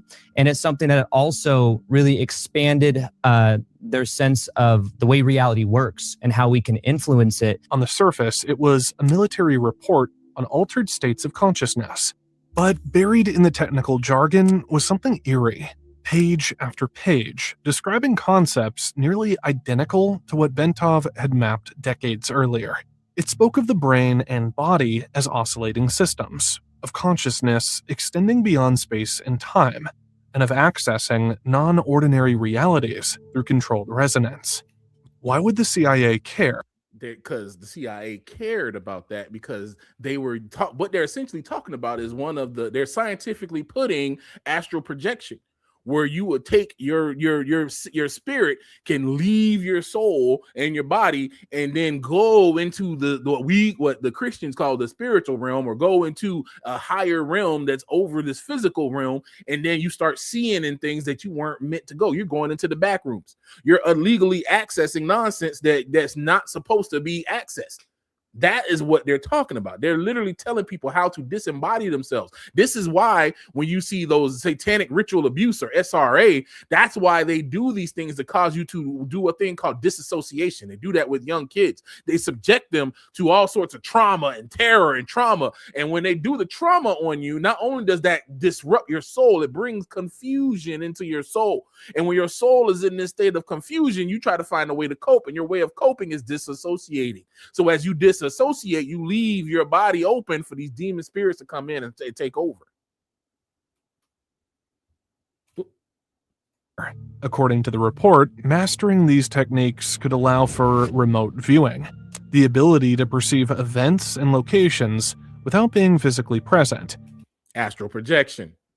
They was literally around here using, you see, again, y'all be thinking, the CIA been doing, like, they literally are. This is a group of sorcerers, y'all. We living in a sorcerer nation. This is a nation of witchcraft. They be astral projecting to see stuff in other areas. In other words, spying without ever leaving the room. It even describes the possibility of projecting one's consciousness across the universe, or into the past and future. This was not sci-fi speculation. It was treated as a strategic asset. The Gateway document wasn't theoretical. It was part of a larger intelligence program, one that blended physics, neuroscience, and the very same universal field ideas that Bentov explored. And just like his work, it was measured, charted, and taken very seriously, which raises a disturbing question. If this knowledge could truly bend perception, who controls it controls reality. And the CIA wasn't about to let that power go unnoticed. But the Gateway file is just one piece of the puzzle, because once you start looking, you find a trail of other classified projects, each stranger than the last. Another file describes biological signal entrainment, where test subjects were exposed to faint rhythmic pulses, too subtle to consciously notice, that altered brainwaves and decision-making. The idea was simple. If you could synchronize someone's neural rhythms with a desired state, you can make them more suggestible.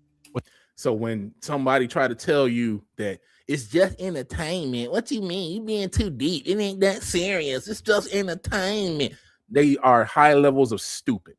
That's just stupid, because music is one of the ultimate ways to bypass your guard. Because like he said, you get into a certain state, you'll start hearing the music and you start vibing with the music, and sometimes most folks don't even listen to the lyrics, or they'll say the lyrics without even realize what they're saying. And as you're saying and you're meditating on these things, they are getting in your soul. This is why you'll have jokers emulating what they see on TV. That's why you got all these females running around acting like Cardi B's and Meg Thee Stallions with that whole chaos nonsense with the tongue out and all that stupid mess. This is why hoeing is on a whole new level like before. This is why most of these dudes running around is look at educated dude, a dude that don't run the streets, as a lame. If you're not out here chasing chicks and doing all this type of stuff, then you're a lame. Oh, you're lame. You don't get no chicks, so you lame. You don't lay with women, so you lame. How is that even a measure of manhood, you dumb idiot?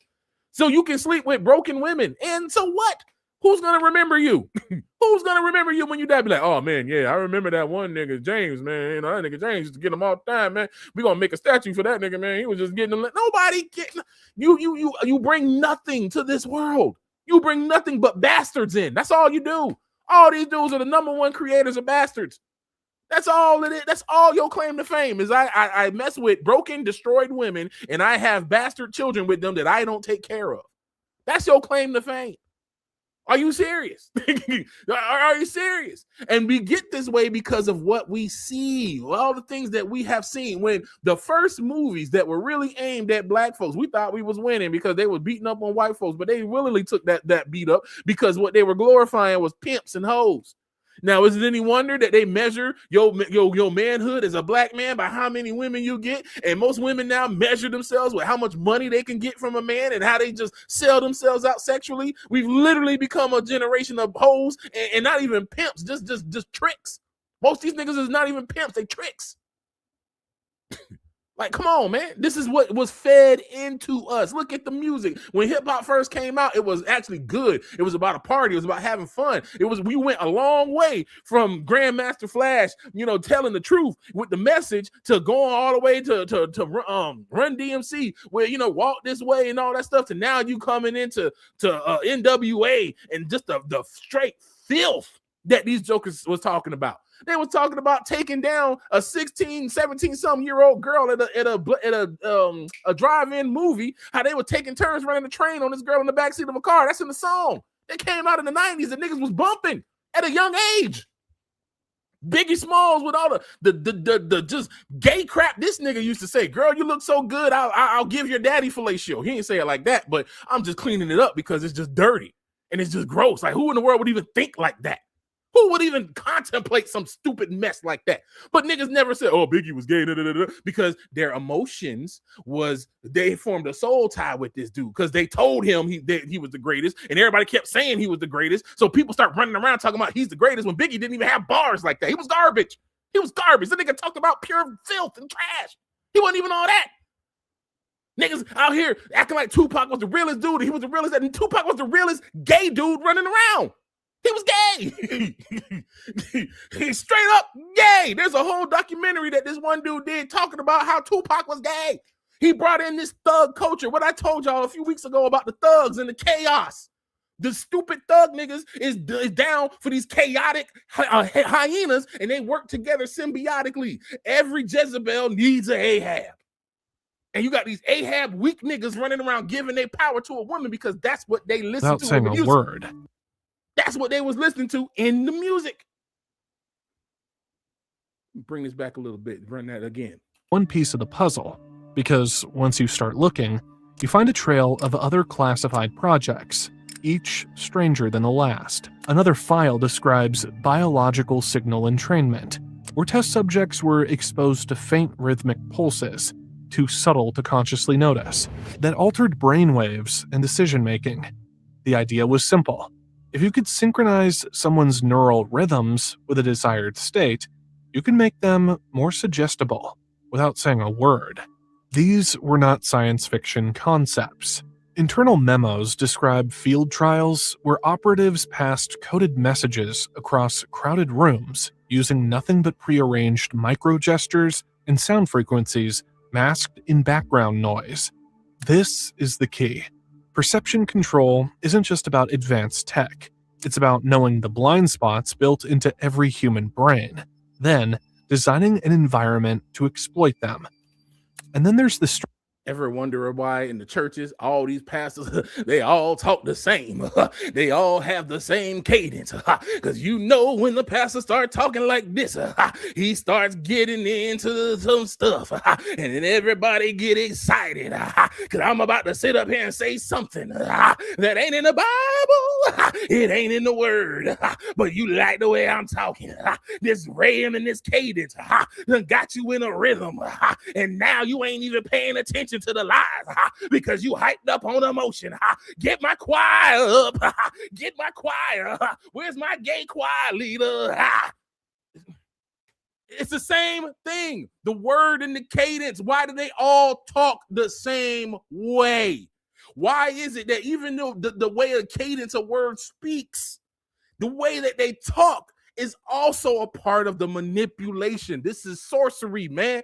That big old circus that's the church is full of nothing but sorcerers.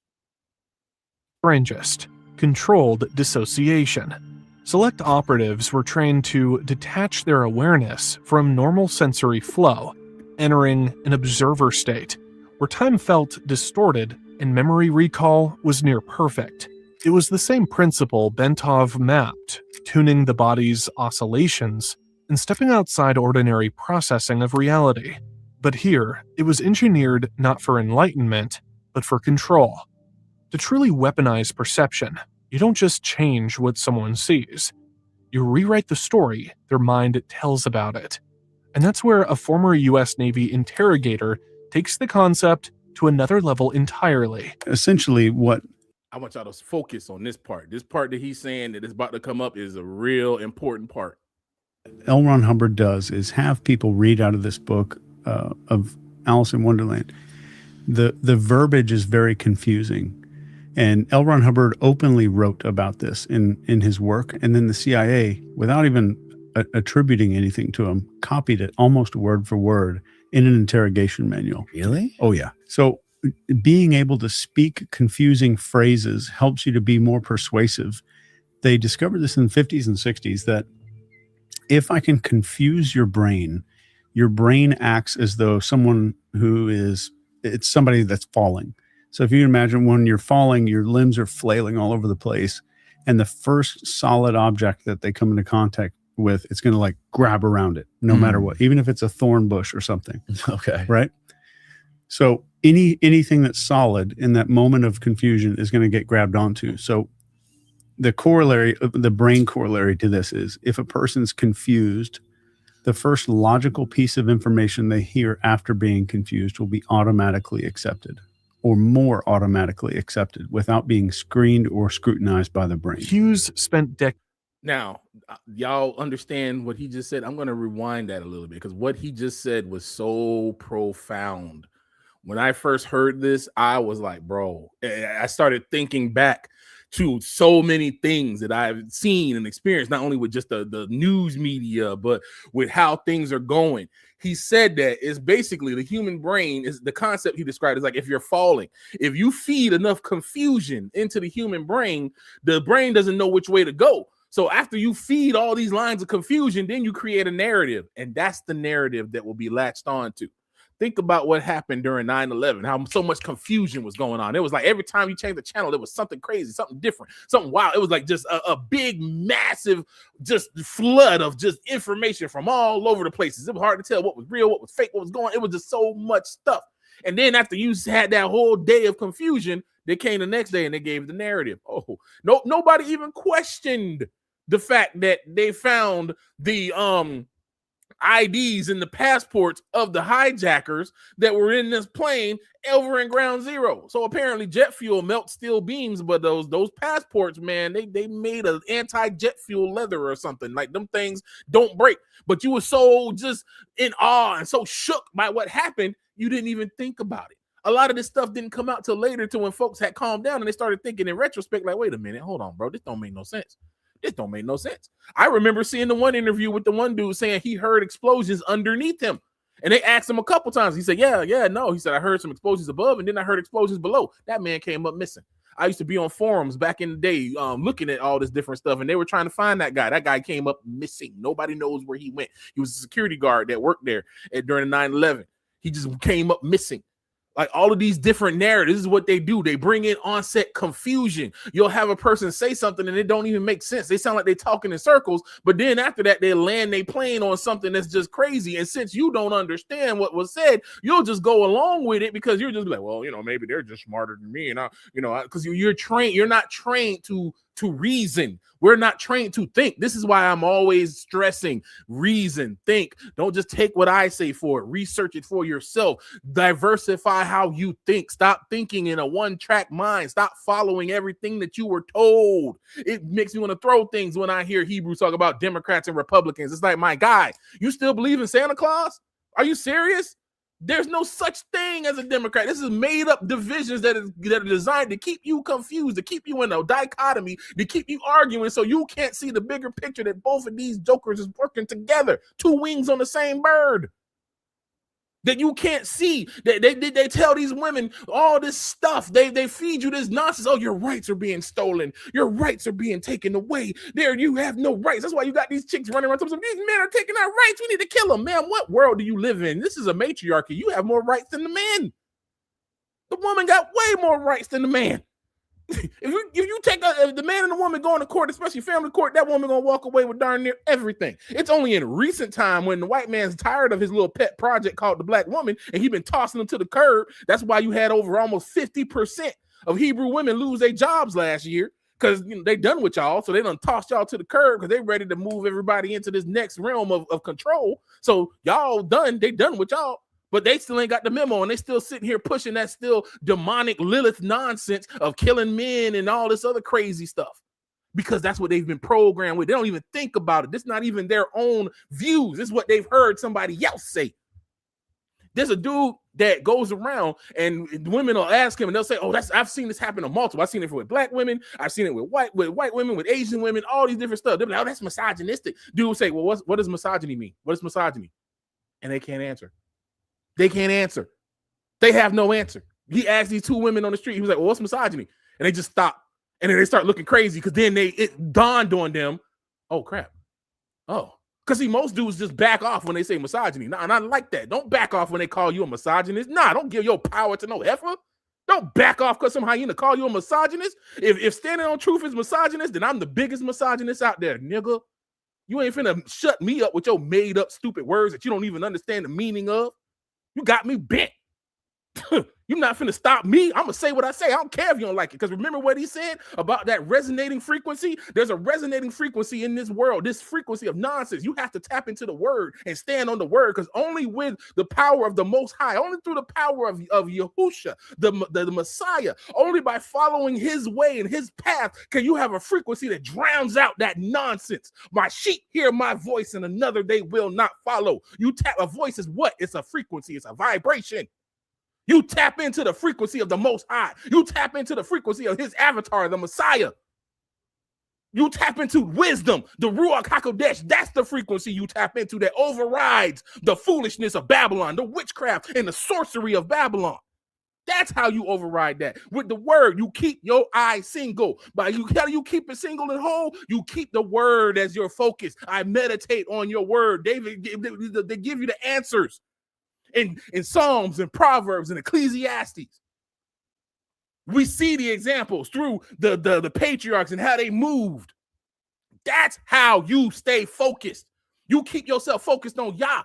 When you hear his voice, his frequency, you don't tap into none of that other stuff. It overrides you. That's why they don't like you. That's why your family members don't like it when you come around. That's why people feel funny when you come around, because you are vibrating that holy frequency that shakes the foolishness and the demonic darkness that's in them, because that light in you is not darkness. Their light is darkness, but we have the true light in us.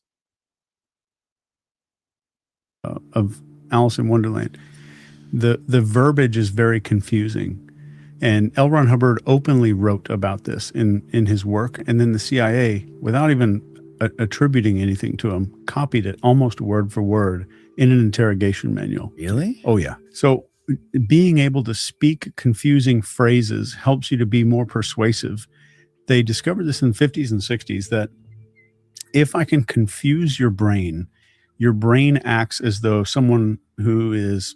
somebody that's falling. So if you imagine when you're falling, your limbs are flailing all over the place, and the first solid object that they come into contact with, it's going to like grab around it no matter what, even if it's a thorn bush or something. Okay. Right. So anything that's solid in that moment of confusion is going to get grabbed onto. So the brain corollary to this is, if a person's confused, the first logical piece of information they hear after being confused will be automatically accepted, or more automatically accepted, without being screened or scrutinized by the brain. Hughes spent decades training military and intelligence operatives in advanced influence techniques. His claim is blunt. Confusion is not an accident, it's engineered. He calls it controlled perception. The idea is to subtly dismantle someone's mental map of reality and replace it with a version that serves your objective, without them ever realizing the swap happened. Here's how it works. First, overload the target with contradictions. Give them 2 or 3 truths that can't coexist. The brain will scramble to resolve the conflict, and in that state, it's wide open to suggestion.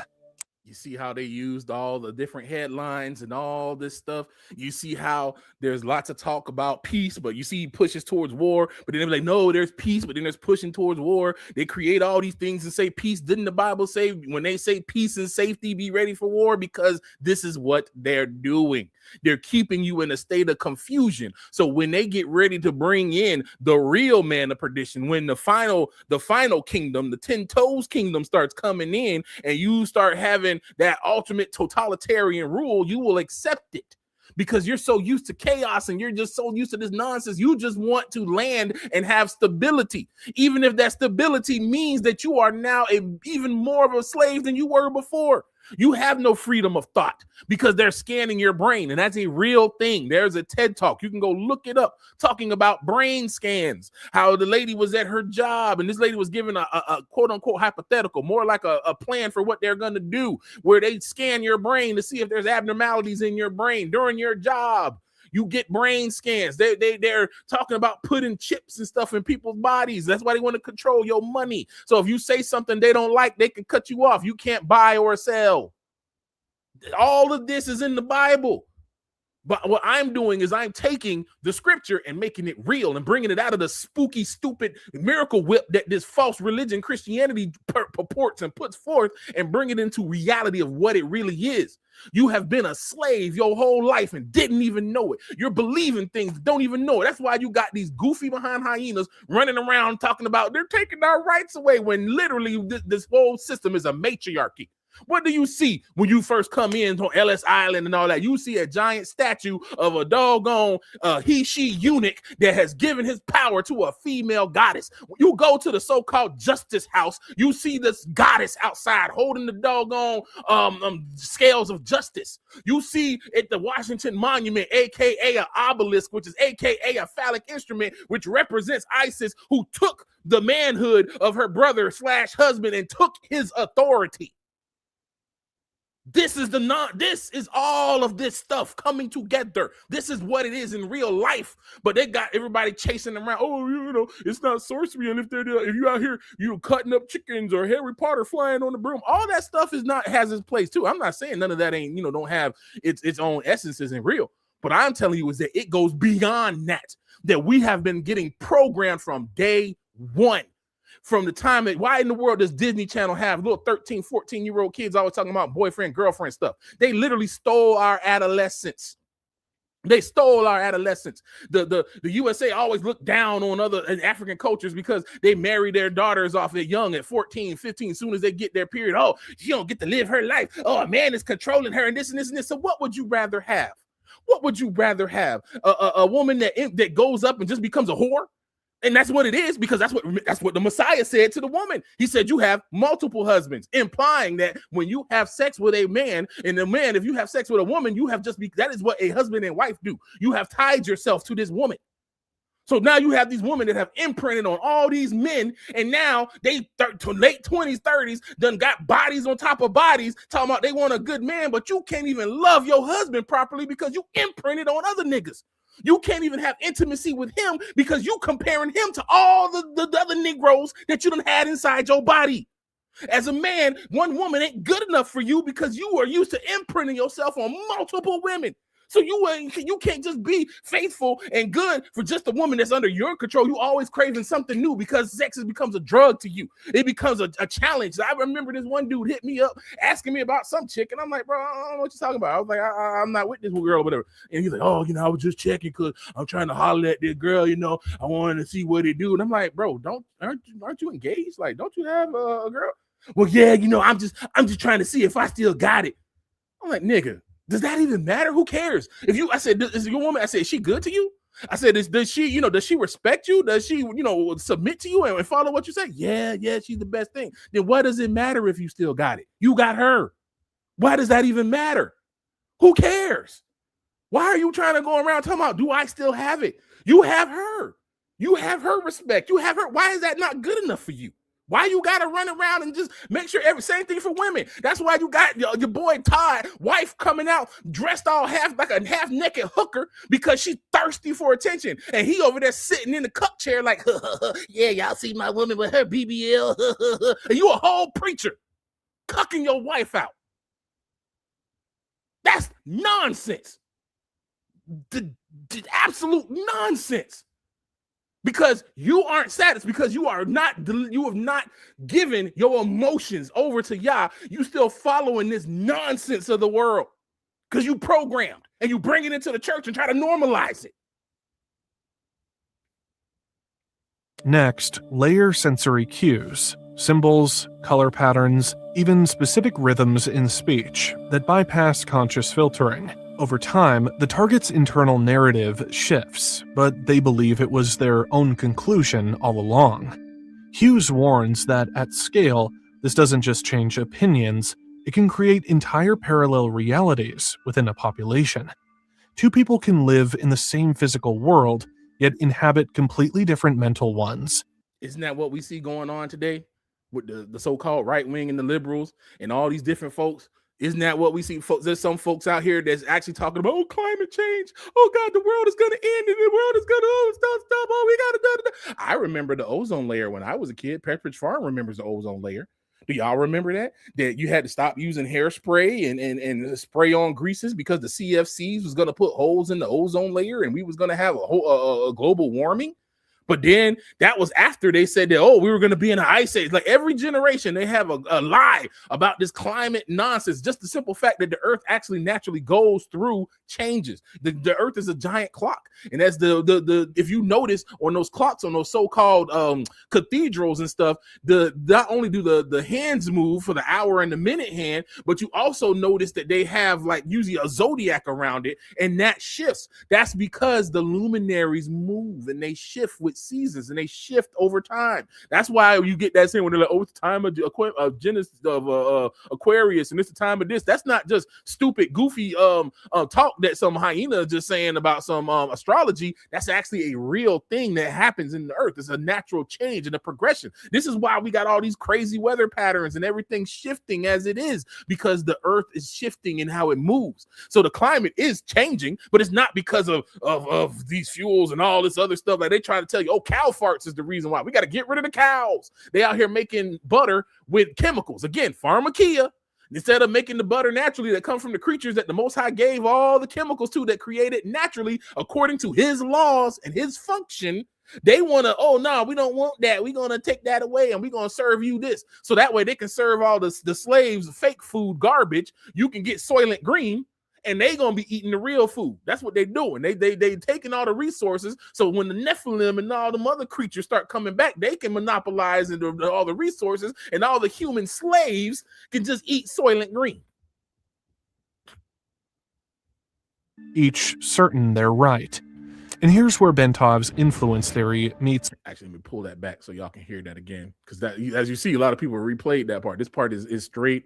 Scrutinized by the brain. Hughes spent decades training military and intelligence operatives in advanced influence techniques. His claim is blunt. Confusion is not an accident, it's engineered. He calls it controlled perception. The idea is to subtly dismantle someone's mental map of reality and replace it with a version that serves your objective, without them ever realizing the swap happened. Here's how it works. First, overload the target with contradictions. Give them 2 or 3 truths that can't coexist. The brain will scramble to resolve the conflict, and in that state, it's wide open to suggestion. Next, layer sensory cues, symbols, color patterns, even specific rhythms in speech that bypass conscious filtering. Over time, the target's internal narrative shifts, but they believe it was their own conclusion all along. Hughes warns that at scale, this doesn't just change opinions, it can create entire parallel realities within a population. Two people can live in the same physical world, yet inhabit completely different mental ones, each certain they're right. And here's where Bentov's influence theory meets modern tradecraft. If human perception is a tunable system, then controlled perception is the operating manual. Instead of guiding someone to enlightenment, it guides them into a constructed version of reality, one you control. Unlike Cold War experiments that required labs and specialists, these methods can be deployed through ordinary media, culture, even casual conversation. And once the perception shift takes hold, undoing it is nearly impossible. But in the digital age, these principles didn't vanish, they evolved. What once required trained operatives and controlled environments is now woven into the very platforms billions of people use every day. The tools have changed, but the objective remains. Shape the lens through which reality is seen. Google was incubated and funded by CIA and NSA and DARPA, and how the PageRank algorithm and all of the proprietary IP that's used in Google was developed first in DARPA. And then there was these two people that are listed in that article from CIA and NSA who were visiting Sergey Brin many times when he was developing it and testing it. And they were funding it. And this is proven. Yeah, this is his article right here. How the CIA made Google inside the secret network. Good God. Fascinating deep dive this guy did. The infrastructure they built doesn't just answer questions or connect people, it quietly maps behavior, preferences, and thought patterns on a global scale. In practice, this means the digital environment can be shaped with extraordinary precision. Each search, scroll, and click contributes to a constantly evolving model of how the user interacts with the world. The deeper the model, the easier it becomes to anticipate and design for specific responses. If you use blue light specifically, it actually destroys the dopamine reward tracks in your brain. Just so you know, Meta and Google today own those patents. Cruz's observation adds another layer. The influence isn't limited to what appears on the screen, but to the screen itself. The spectral quality of artificial light, especially in prolonged exposure, affects the brain's chemistry. Lower dopamine shifts the mind into a state of reduced drive and heightened receptivity, subtly altering how information is processed. Taken together, just so you know, almost all monitors have this blue light on it. That's why on my monitors I use the night light. I don't keep it fully on because it'll be like total yellow and it kind of looks crazy, but I'll have it adjusted so it lowers that blue light that you get. And again, that's just in theory. That could just be an optical illusion that they say, all that kind of stuff, but that is very true. That's also why, they keep us in these doggone buildings under artificial lights all day. We don't really hardly go outside unless we just going in transit from the house to the car, from the car to your job. You go outside for just a little bit, just to stretch your legs, and then you got to go back in, sit under artificial lights all day long. And then you wonder why your circadian rhythm is all off. You wonder why that you be feeling a type of way all the time, because light is radiation. They don't tell us this, but light is radiation. It is a radio wave. It is right here. What is light? Light is just one form of electromagnetic radiation or electromagnetic waves. These waves are all around us and come in many sizes. The largest electromagnetic waves with wavelengths from a few centimeters to over 100 meters are called radio waves. The smallest electromagnetic waves, the wavelengths the size of an atomic nucleus, are called gamma rays. In between are microwaves, infrared light, visible light, ultraviolet light, and X-rays. And here's a scale showing you. When it's high, this here showing you these gamma rays is high. This frequency is higher. That means that there's more energy packed into smaller parts because the energy is more high energy. And then it's also like a small size. It's basically like having a cannon the size of an atomic nuclei being shot through things unless you have a special material to block that energy. And then you have the visible light here in this spectrum here that we see. So you manipulate the light. Again, your brain is the receptor for all of these things. This is why in the beginning, when Pokemon first came out, all the flashing lights, the kids was having seizures. That's why sometimes in some anime shows, if you notice, if you watch anime, they'll have the light look weird in certain flashing sections of the screen. They'll actually lower and dim it because certain parts of flashing light will cause certain people to have seizures.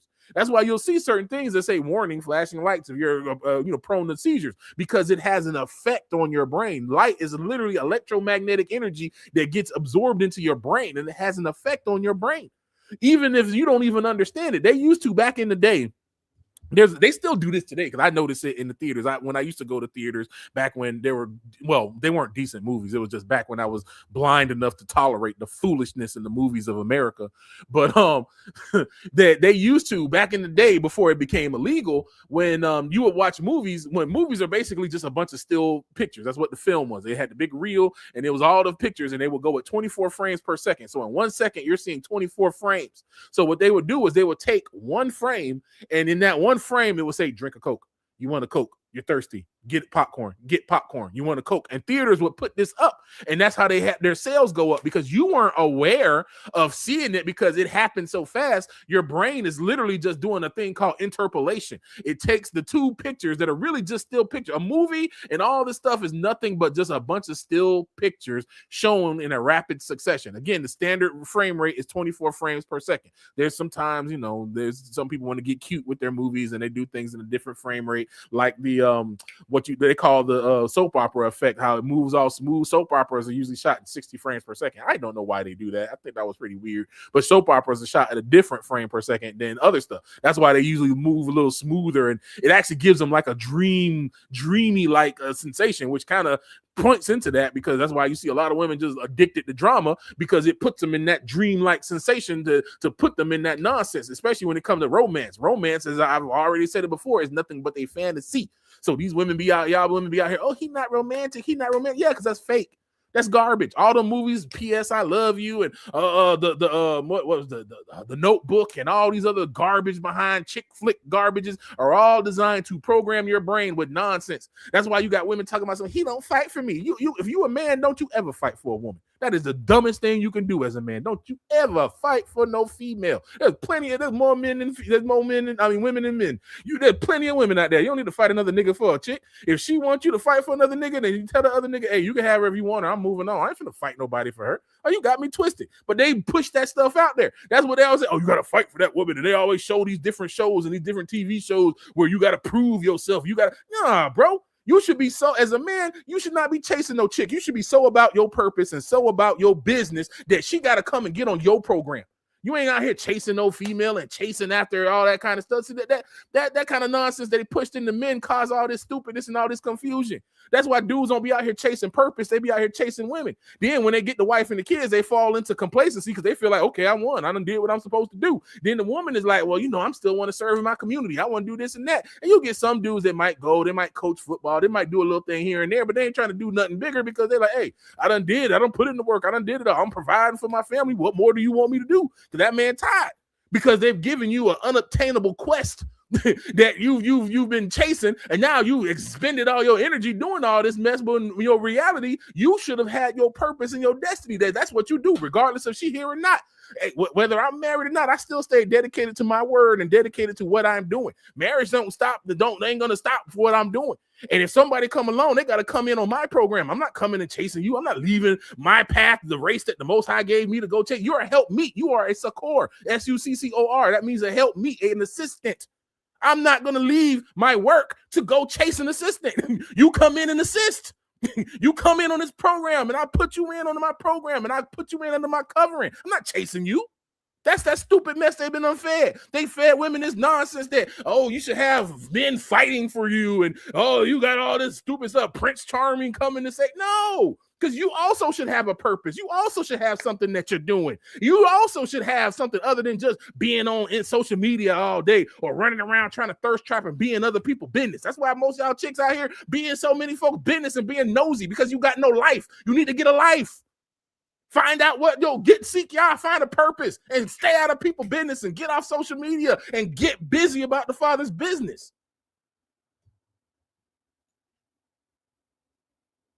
Together, these elements form an ecosystem that doesn't just communicate, it conditions, not in the overt, heavy-handed sense of past propaganda, but through gradual adaptive feedback. The result is a mental environment where certain narratives find easier passage, and others fade into the background. But for the agencies that pioneered these methods, influence was never just about controlling the present moment. In their most unconventional experiments, they went further, testing whether perception could reach into events that hadn't even happened yet. people's patterns of interaction and speech are extremely predictive of things like engagement and compliance. The pattern of mobility you have during the day, the pattern of how you communicate people, even from accelerometers, how you move. As you see, people are exhibiting behavior that could be best described as foraging behavior, very ancient biological behavior, whereby people have routines and then they break loose in these sort of exploratory vignettes, and then they go back to their routines. This is where influence becomes something more than persuasion. In the past, you could only react to what people were doing. Now, predictive models mean you can act before they've even made the choice. Pentland's research shows that with enough behavioral data, algorithms can forecast shifts in opinion, consumption, even social unrest, and design interventions to steer them. And these interventions don't need to be heavy-handed. Change the timing of a notification, subtly adjust the framing of a headline, reorder a list of search results, and you've shifted the odds toward a preferred outcome. It feels organic, but it's engineered.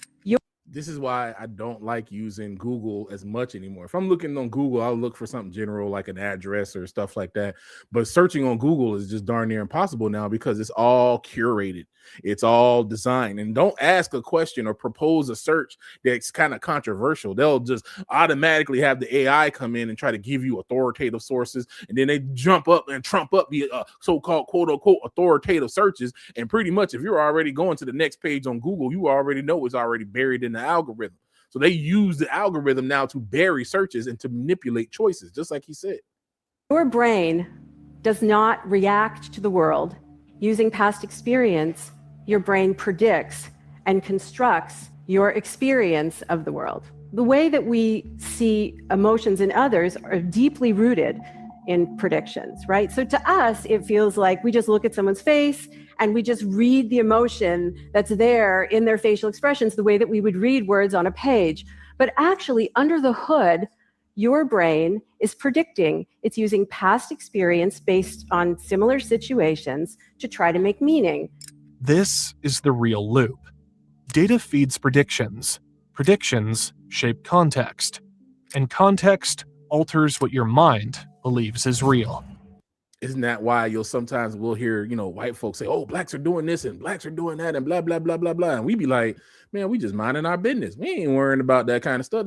I seen on Twitter how they was hyping up all the white folks. Oh, blacks are attacking and the black man is coming. The black man is coming. They're attacking. Arm yourself. So these folks is out here like, oh, blacks are beating up Asians and they're beating us up and they're playing this not in our game. None of that stuff is real. None of that stuff is real. Maybe they found one video of one dumb kid doing that dumb crap, but they'll take it and play that video over and over and over and over and over and push that narrative over and over. And people already have their preconceived notions already deep in their heart, and they play on those preconceived notions, and now they're feeding something and they're reacting into something that isn't even real. Just like what she said, you read into a person. If you're not already clear in your mind yourself, you're essentially projecting your thoughts onto a person. People do it all the time. I see them when they do it with dogs and animals. They're like, oh, he's this and he's that. I'm like, ma'am, that's not what that means. Or sir, that's not what that means.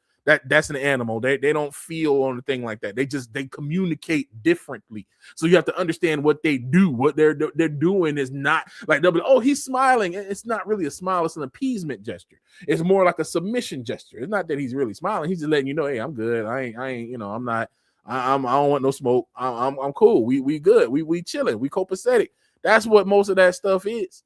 You got to understand the creature, just like you got to understand the human being instead of trying to read into them and read into what they were saying. I remember folks used to tell about my mom was giving a message one day, and then one of the people that was coming to the ministry had came home, and their son was like, "Oh, you told Pastor Barbara about me and this and this and that," and they was like, "No, we ain't tell her nothing," because that word was going upside his head. So he thinking that, oh, my parents must have told her something and she talking about me over the pulpit, when it was literally just the Most High having a conversation with that man. My mama ain't got time to be all up in that boy business like that. She got things to do. But again, their mind didn't want to see themselves as the problem and acknowledge their own issues. So obviously they had to project something else. At scale, it means the same infrastructure that serves you news or entertainment can also run quiet experiments, shifting collective perception in ways that feel natural, inevitable, even self-generated. Over time, the loop tightens. Every click, pause, or scroll teaches the system more about you, refining the predictions, making the nudges smaller, more precise, and harder to detect. The better the model knows you, the less it needs to push. A perfectly tuned environment doesn't force compliance, it makes you walk willingly toward the path it's already drawn. And because it operates on probabilities, it doesn't need to be right about everyone, just enough people, enough of the time, to shift the trajectory of an entire society. But if reality itself can be bent through a predictive feedback loop, then the question isn't just who's controlling the present, it's who's already written your next move, before you even knew there was a choice to make. Again, it's just like what Brother Poy said. It's Minority Report.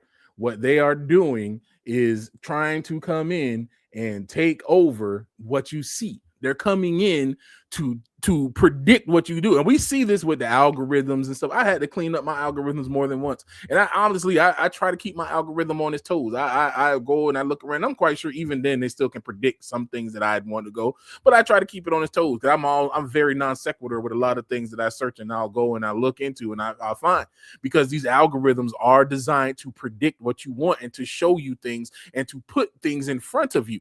They'll even sometimes try to do it off of a demographic. Like I remember they kept showing me lingerie stuff. And I'm like, why are you showing me lingerie? Like I never looked up lingerie, but they figured I would want to look at it because I'm a male of a certain age and at this. So that's just a general thing. And that's why they'll throw it your way. That's like on Facebook. If you see those fake behind profiles of some chick that got one picture that, all like model looking chick, it's a fake profile. It's fake. But sure enough, whenever I always do this just for fun. I'll look at the fake profile and see who the friends list are, go mutual friends. And I usually see the same subjects of thirsty niggas that I know that's friending up with the bot. Just because it got a pretty woman with a couple pictures that in skimpy outfits in the cover, these dumb goofy niggas is adding this bot that's not even real to their friends list, because they've been programmed and manipulated, because these systems learn you.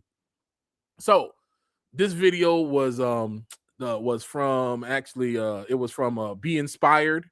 This is an interesting channel. They have a few interesting videos where they talk about a lot of different things and have a lot of different stuff. So I highly recommend this channel to go in there and check out a lot of this stuff. The CERN video is pretty interesting. They have a lot of interesting stuff. Watch it with discerning mind, because as we saw in that last video, there's still some nonsense that's in there. So always make sure that you bring everything back to the Yah in the Bible, and don't just blindly believe because something says something and it sounds interesting. Always make sure you line it up and bring it back with the word. And that's what I was doing in the video. I was giving context to the word of the things that they're talking about, tossing out the nonsense that didn't make sense, but showing you the things that they say they align with the things that the Most High says in His Word. That's why I brought up the scripture in talking about your eye being single and the light in your body, and again, light in your talking about the light of your body, and then bringing up the light that they talk about here in in physics. These are all related things. The Most High is the creator of all of this. He's the ultimate creator of all the laws of heaven and earth. So, of course, everything that he says has analogs in his creation, and it all shows. That's why, again, as a man thinketh, so is he. The magnetic energy that gets generated between your brain and your heart that extends in your field about you.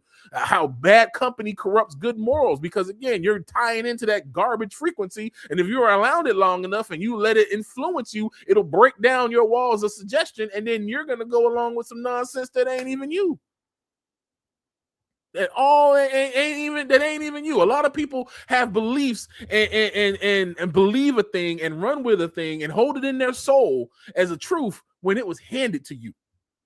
This is why I always say, check your beliefs. Have everything that you believe on the table. If you ain't willing to throw everything on the table and put it before Yah and see if it stands the weight truly in the word or truly in His way, then I don't know what to tell you. You're going to fall for the okie doke every time. You can't believe nothing. I don't care if your mama and your daddy taught this to you since you was a little old tyke, and as soon as you could walk, they were brainwashed too. That's no knock against them. My mom and dad have areas they've been brainwashed in that we weren't brainwashed. We have areas that we were brainwashed in that we like. It's constantly finding where this brainwashing is and coming up out of it. This is one of the true meanings of what the Most High said when he said, come up out of her. Come up out of her. Come up out of the nonsense of this system. Because we see already that this is an ancient system. I told you when we first started, we were talking about sorcerers, dividers of roots, and solutions of sorcery. All of those things have been impacted in everything that we talked about today. This mess is still going on. And where do you think these folks got it from? Again, these are the descendants of the what they call the Hittites, but are really the cave dwellers of the time. They were literally existing with their feces and their trash. I mean, if you go to the Paris and all that stuff now, it smells like pure trash. So you got a group of folks that can't even barely wash themselves properly, but they want to come up and tell you that they came with all these advanced technology? No, man, they got it from somewhere else. They stole it from some. They apprehended it from their masters, the powers and the rulers of darkness that the Most High warned us about. We're not battling against flesh and blood. They're not intelligent enough to deal with this stuff. We're dealing with these jokers right here and their progeny.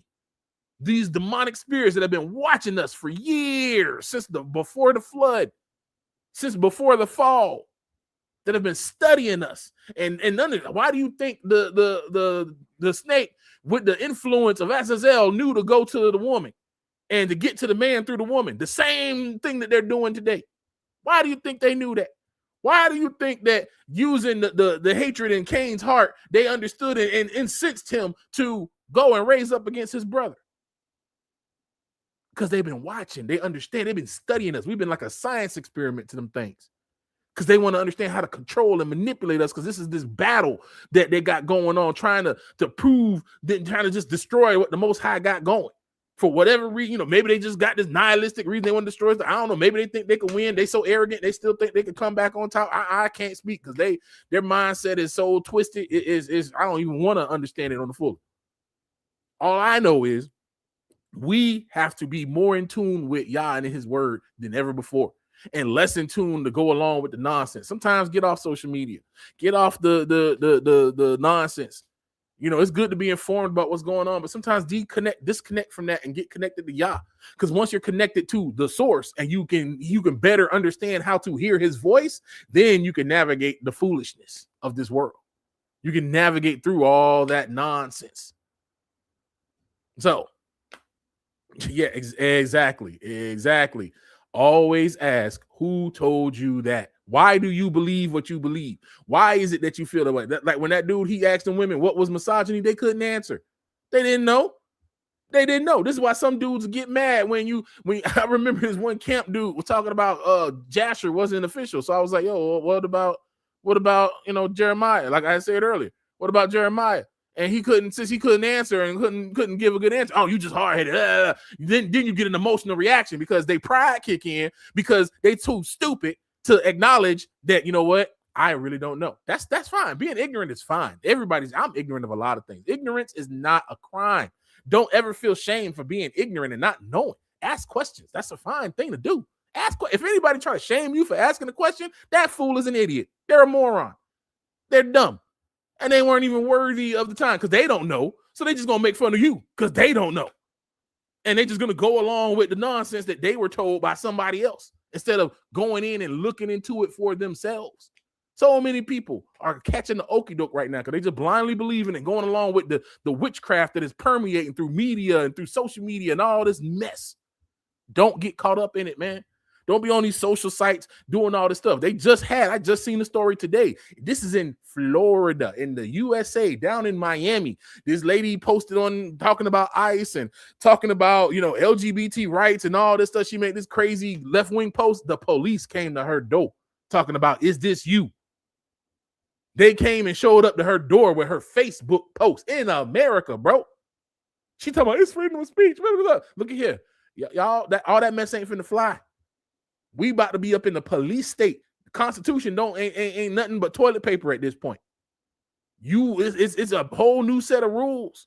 So don't be out here acting goofy, following along with these folks. You know, that's the one thing that Anglos have the biggest issue with, because they so used to feeling like the system works for them. So that's why that lady ended up getting shot. Yeah, that cop was wrong. You know, I say it was wrong on both sides. What kind of a officer walked behind a doggone truck? I thought that was pretty stupid. I'm like, bro, if you were so fearful of this person doing something, why would you walk around and in front of the truck, stay off to the side like the one dude did and try to get her out the car? But then her goofy behind should have listened to the officer and got out the car. And what in the world was you doing blocking the road there in the first place?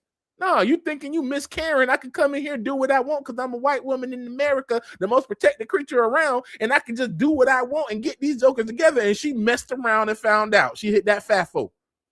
She effed around and found out. Then went to heaven, met the melanated savior, and promptly got sent to her destination because she had a whole woman as a wife. A whole woman as the wife. Two wrongs made it worse. Exactly. If she, I ain't finna sit here and fight ICE and all that. Like that new Black Panthers, them niggas is stupid. I ain't finna fight ICE. For what? I ain't got no. I'm a sit. I think I seen ICE in my area a little bit before. I let them jokers go do your job, sir. I ain't got nothing to say to you. This is not my battle. I ain't got nothing to say. Hey, I'll get my passport for you. I'll show you my license, and I'll show you that this and there and there and here. Yep, I was born here. You know, they say I'm a citizen here, and that's what I'm gonna do. I'm gonna answer your questions, and that's it. I ain't finna sit here and fight and argue and get into these. Don't get into these stupid demonstrations and all that stupid crap. No, because it's all manipulation. It's all a game of manipulation. This is why they're silently putting the National Guard out in all the different states, because we're about to go to war and they got to keep the dissension down. And it's easier to keep the dissension down if they have a police state. So inciting people to go in and argue so they can get a police state, that makes it easier to go to war. It ain't finna be like Vietnam where jokers out here chanting and doing all the stuff like the hippies did back in the day. Ain't gonna be none of that. Nah, bro. No, sir. No, sir. Mind your business, black folks.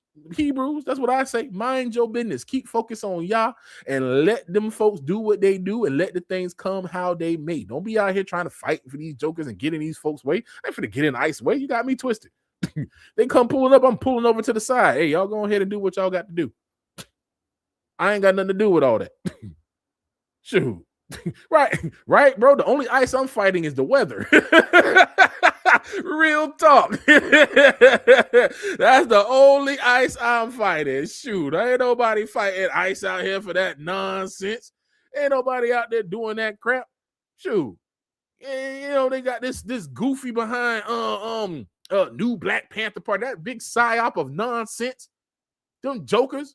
I ain't nothing but a psyop, bro. Like, I'm like, I finna go out here and do all this stupid mess. Like, what? Oh, we finna go out there with M16s and guns and stuff and stand up for immigrants. For what, nigga? When have they stood up for us? for what? When have you seen masses of Mexicans and Somalis and all these folks coming together to fight for us? And I ain't saying that to bring no division, but let's just keep it real. Why am I gonna go and get locked up or worse, get shot at for these jokers? Get pepper sprayed and all this mess for what? It's bad enough jokers was doing it for the so-called civil rights just to end up in the stupid situation that we in right now. Imagine if you was out there getting your butt bit on by Rottweilers, getting shot up with water hoses and beat down by cops just to get into a restaurant to eat some nasty, unseasoned food, or to get tossed into a system where they put your woman against you and take away your jobs. That's what happened. That's exactly what happened. All the jobs went to China, and then they started going around telling the black women about welfare to get the man out the house. That was the beginning of the divisions. That's when we stopped being the most married, and we started this nonsense of destruction that we see ourselves in now because of the way they manipulated us, using people that look like us. Again, Martin Luther King wasn't no believer in Yah. That nigga denied the deity of Yahusha. That nigga, his number one dude was that dude Maynard. I forget his name, Maynard something. And that man was a whole homosexual that was down for the small hat people. It had nothing to do with us. He was fighting more for that land over there than for us. But and then he had the so-called March on Selma for black men with a whole board of white dudes leading him. W.E.B. Du Bois made the NAACP and became the doggone newspaper man. He created, quote unquote, this group and put a white man in charge and became the doggone newspaper dude. Y'all need to understand. Stop believing in this civil rights nonsense. It's all forms of control. The only one that I say that was on it for real was my man Malcolm, my fellow Red. Uncle Malk was on some real talk. He saw the false foolishness that was going on in that goofy behind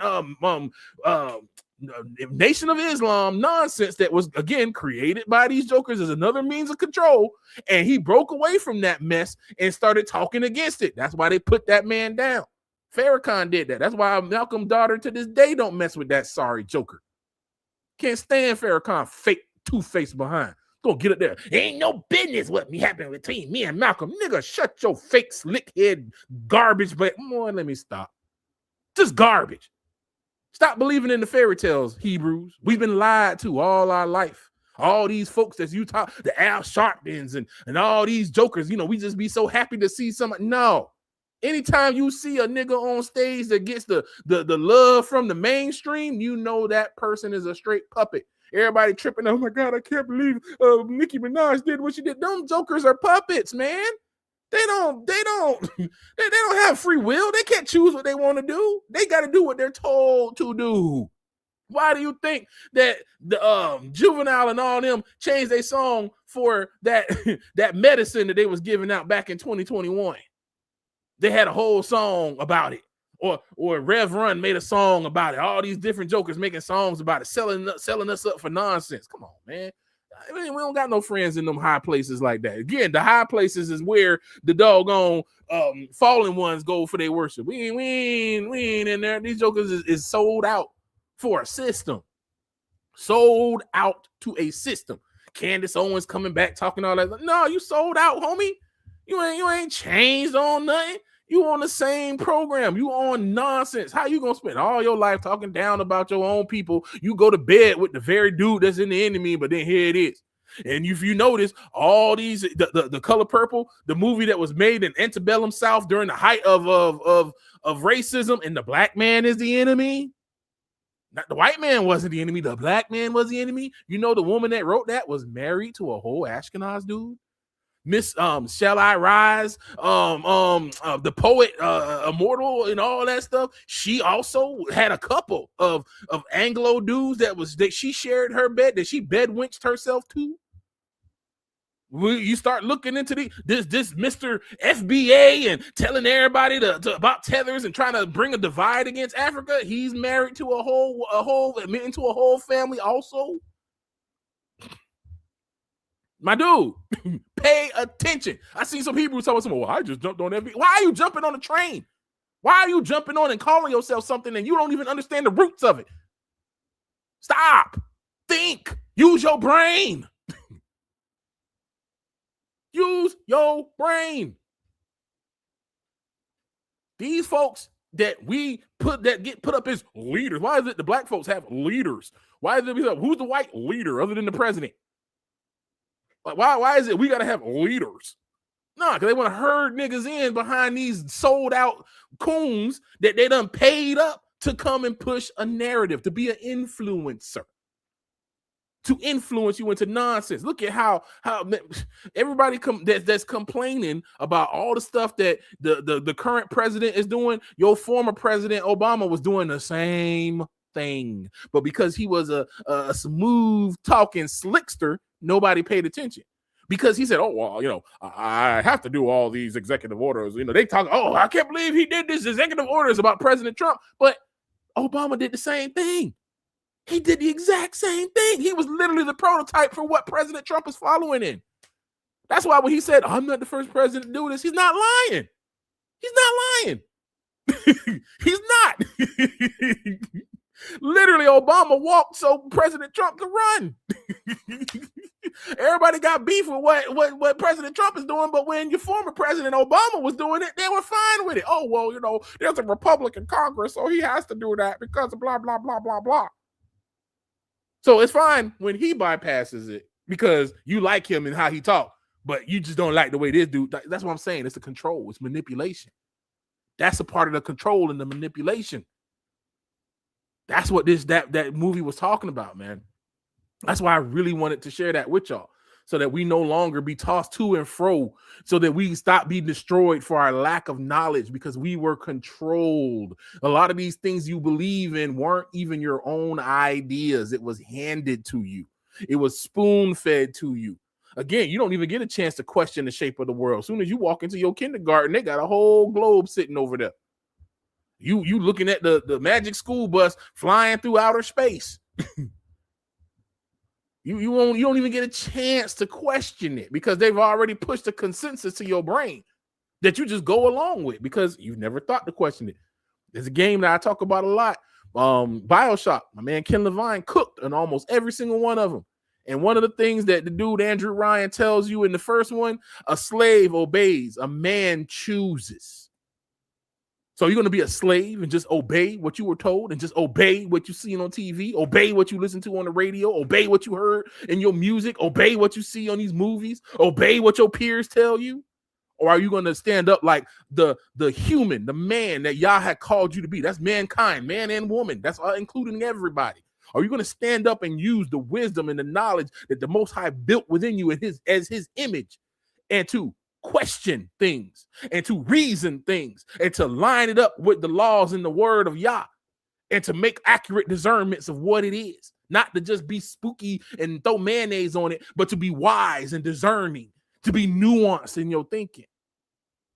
Yeah, BioShock was great. BioShock is probably one of my top 5. It's definitely in my top 5. Top 5. It's such a good game.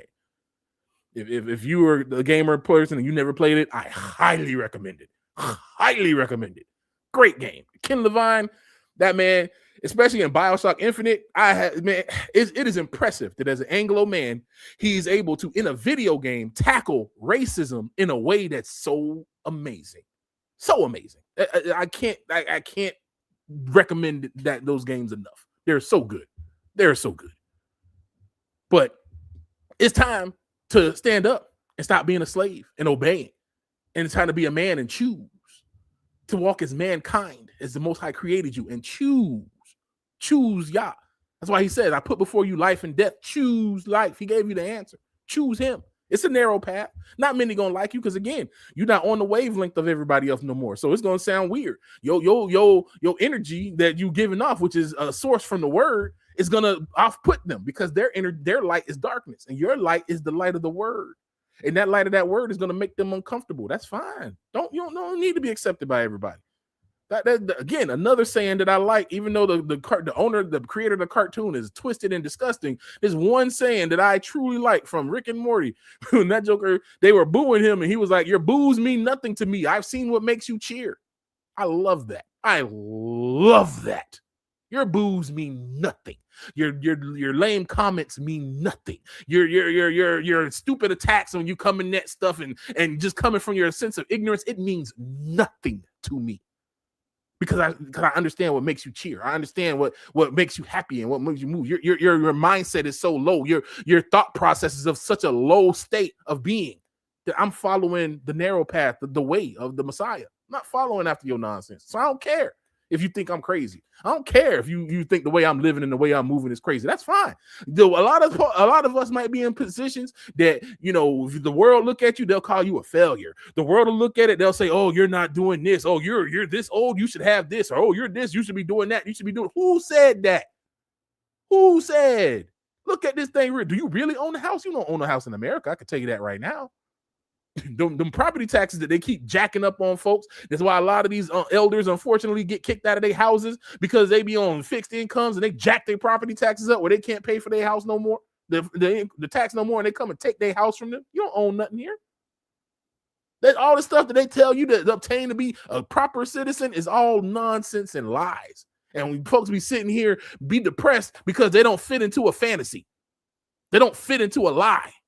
Don't let these jokers dictate you and try to control you with nonsense. And the people that try to shame you for that, they're just programmed morons. Let them go about their way. They're going to find out the hard way. Shoot, actually, it's better for you. The more disconnected from the system you are, the better. The better. The less you got a desire to turn around and look at it when it's going up in flames, a la Lot's wife. So you don't end up a pile of Mortons. You don't want to end up a pile of Mortons. That's salt for those who don't know the brand. Morton salt. You don't want to end up like that. So, yeah, unfortunately, people weren't taught how to use their brains. That's why that's one of my biggest things is to bring this thing to everybody awareness and to show you, to make you more aware. You have to have self-awareness. If something makes you feel a type of way, question yourself. Why does this make me feel a type of way? If you find yourself being depressed because of a thing, why is this thing making me depressed? Why is this thing making me sad? Because when you really start putting it in context, especially in context of the word, it don't matter. Yeah, you feel your feelings. Yeah, I feel this type of way, but guess what? I tell myself it don't matter. And eventually, as you start training and cultivating your soul that way, it lines up with your spirit, because that word is in your spirit, and your spirit tames your soul to not allow your emotions to run away, to line up with the word of Yah. So yeah, you may feel a certain type of way, but you control yourself, but according to the will and the word of Yah. That is your guide. That's why you keep your eye single. That third eye has to be focused on the word. You get the word down in your spirit, so then it becomes second nature. The more it's like exercising and working out. The more you work out, the stronger you get. The more you suppress and throw your garbage emotions away. I ain't saying don't feel your emotions. It's time to be sad. It's time. There's a time for everything, just as Ecclesiastes say. But ain't time for all the time to just be mopey and sad and depressed and not like, nah, bro, we got work to do, bro. It's not the ideal situation. Trust and believe. There's some days I'd be like, man, I'm tired of this place. But at the same time, I praise Yah for keeping me aware. I wouldn't have it any other way that I'd be asleep. It's fun to be asleep. It's fun to be ignorant and just be dumb. It's like Cypher in the Matrix. I know that the Matrix is telling me that this steak is nice and juicy. I know that it is just sending signals to my brain and it's not real, but ignorance is bliss. Nah, bro, I'm not finna be that dude. Not finna be that dude working with agents to corrupt the system because you want to go back to sleep. Nah, so no, sir. This is a no sleep zone. we awake. We hear the word of Yah. We following that and staying awake. Not going back to sleep. So this was something I really wanted to bring forth to bring some context to it. I pray that it was edifying to your brains, and I pray that it'll help you be more conscious of the information you perceive. And don't just be, I don't care if it's somebody you trust and love. I don't care who it is, even if it's me. Run everything by the word of Yah. Run it all by Yah. Don't just blindly believe what I say. Don't just blindly run with what I do and what I say. Make sure that it lines up with Yah. He's the ultimate arbiter of all truth. And that's for anybody. That goes for anybody you listen to. Anybody, any information you see, always bring it back to the word of Yah. That's why people are like, oh, what books do you read? I read the Bible, bro. The Bible is my source. And I line everything up with the Bible. If it don't line up with the Bible, then I'm tossing it out. So with that, man, I thank y'all for coming through. I'm put the link in for the, I'm gonna also have it attached to the the ebook there for those that want to go and get the free ebook of the soul. And then you can join the knowledge seekers. That's also free to join. That's usually where I drop a lot of these things, and I'm gonna put the link to that video in there for that. I'm gonna put that on there again, as usual. It'll be up on by Sunday. That's my usual days of putting that stuff in and having that on there. And y'all be blessed. Remember, next week is always last week of the month. That's my bye week. A brother got to recharge, get back in the word and recharge myself and get myself, prepared. So I won't be live next week, but we'll be back again the following week after. And y'all be blessed, and don't fall for the okie doke. Don't fall for the lies. Don't let them confuse you and then sell you a narrative at first. Be very mindful of people when they speak and when they talk. Don't just turn your brain off. Be ever discerning. In this hour especially, you have to be ever discerning. Does it get tiring? It does get tiring a little bit. That's what the purpose of it is, to wear us down. But Yah gives you strength. Yah gives you power. And as long as you lean on him, Yah is going to not forsake you. He's so real. There's been some days, man, I don't want to go live. Even this week, I was thinking, man, I don't even feel like going live, man. I was be like, I'm just going to cancel this week. I don't feel like doing it. But I was like, nope. I said I was going to do a thing, and I'm going to do this thing. I'm not finna play this game. I'm not finna allow the weariness and the otherness to come in and get in the way of what, you want me to do and what you want me to say. And that's how we got to be. It's not always going to be a thing that we're going to jump in with great feelings for and stuff like that. It's going to be nonsense, all kinds of crap that comes in. That's the testing right there. Are you going to still do what you're supposed to do, or are you going to let your feelings come in and override your duty? So, with that, man, y'all be blessed. I appreciate all y'all, greatly, for all those that have downloaded the book. I think it's about 60 folks that downloaded. That truly honors me. 60 folks reading something that I wrote, saying that's a blessing. Those that have, donated in, I appreciate y'all very, very much. I definitely speak prayers over that. I didn't lock the doors. Y'all free to leave. We ain't gonna lock. We're not locking the doors. For all the bars, Sis Mateus, Sis Guards, Brother Poison, y'all don't lock the doors. I'll leave the doors open. We're not locking folks in. We don't do that here. This is not a circus. But man, y'all be blessed, and I'll see y'all in 2 weeks. We in the last days, book of Revelation, E. coli germination, trilateral commission, council on foreign relations. Listen, it's the world versus Christians. Nevertheless, our mission so efficient to preach and teach the gospel, even if they don't listen. Apostles in territory that's hostile, preach the gospel. This government tries to destroy the youth with the lies they teach in high school. Television blinds you, and Satan binds you when you reject reality to accept the fantasy that's called insanity. As leaders from different nations form the creation of the International Space Station, they use racism as manipulation. Democrat, Republican, irrelevant. Beware the president is part of a secret society, but they ain't telling it. Some say it's not the end, but yes it is. Our food's contaminated with chemicals, even cartoons use subliminal messages. Global holocaust, behold a pale horse in motion. Biological warfare, your body's going into convulsions. As TV's taking your opinion and making your opinion and shaping your opinion. Eventually you become one with Satan's opinion.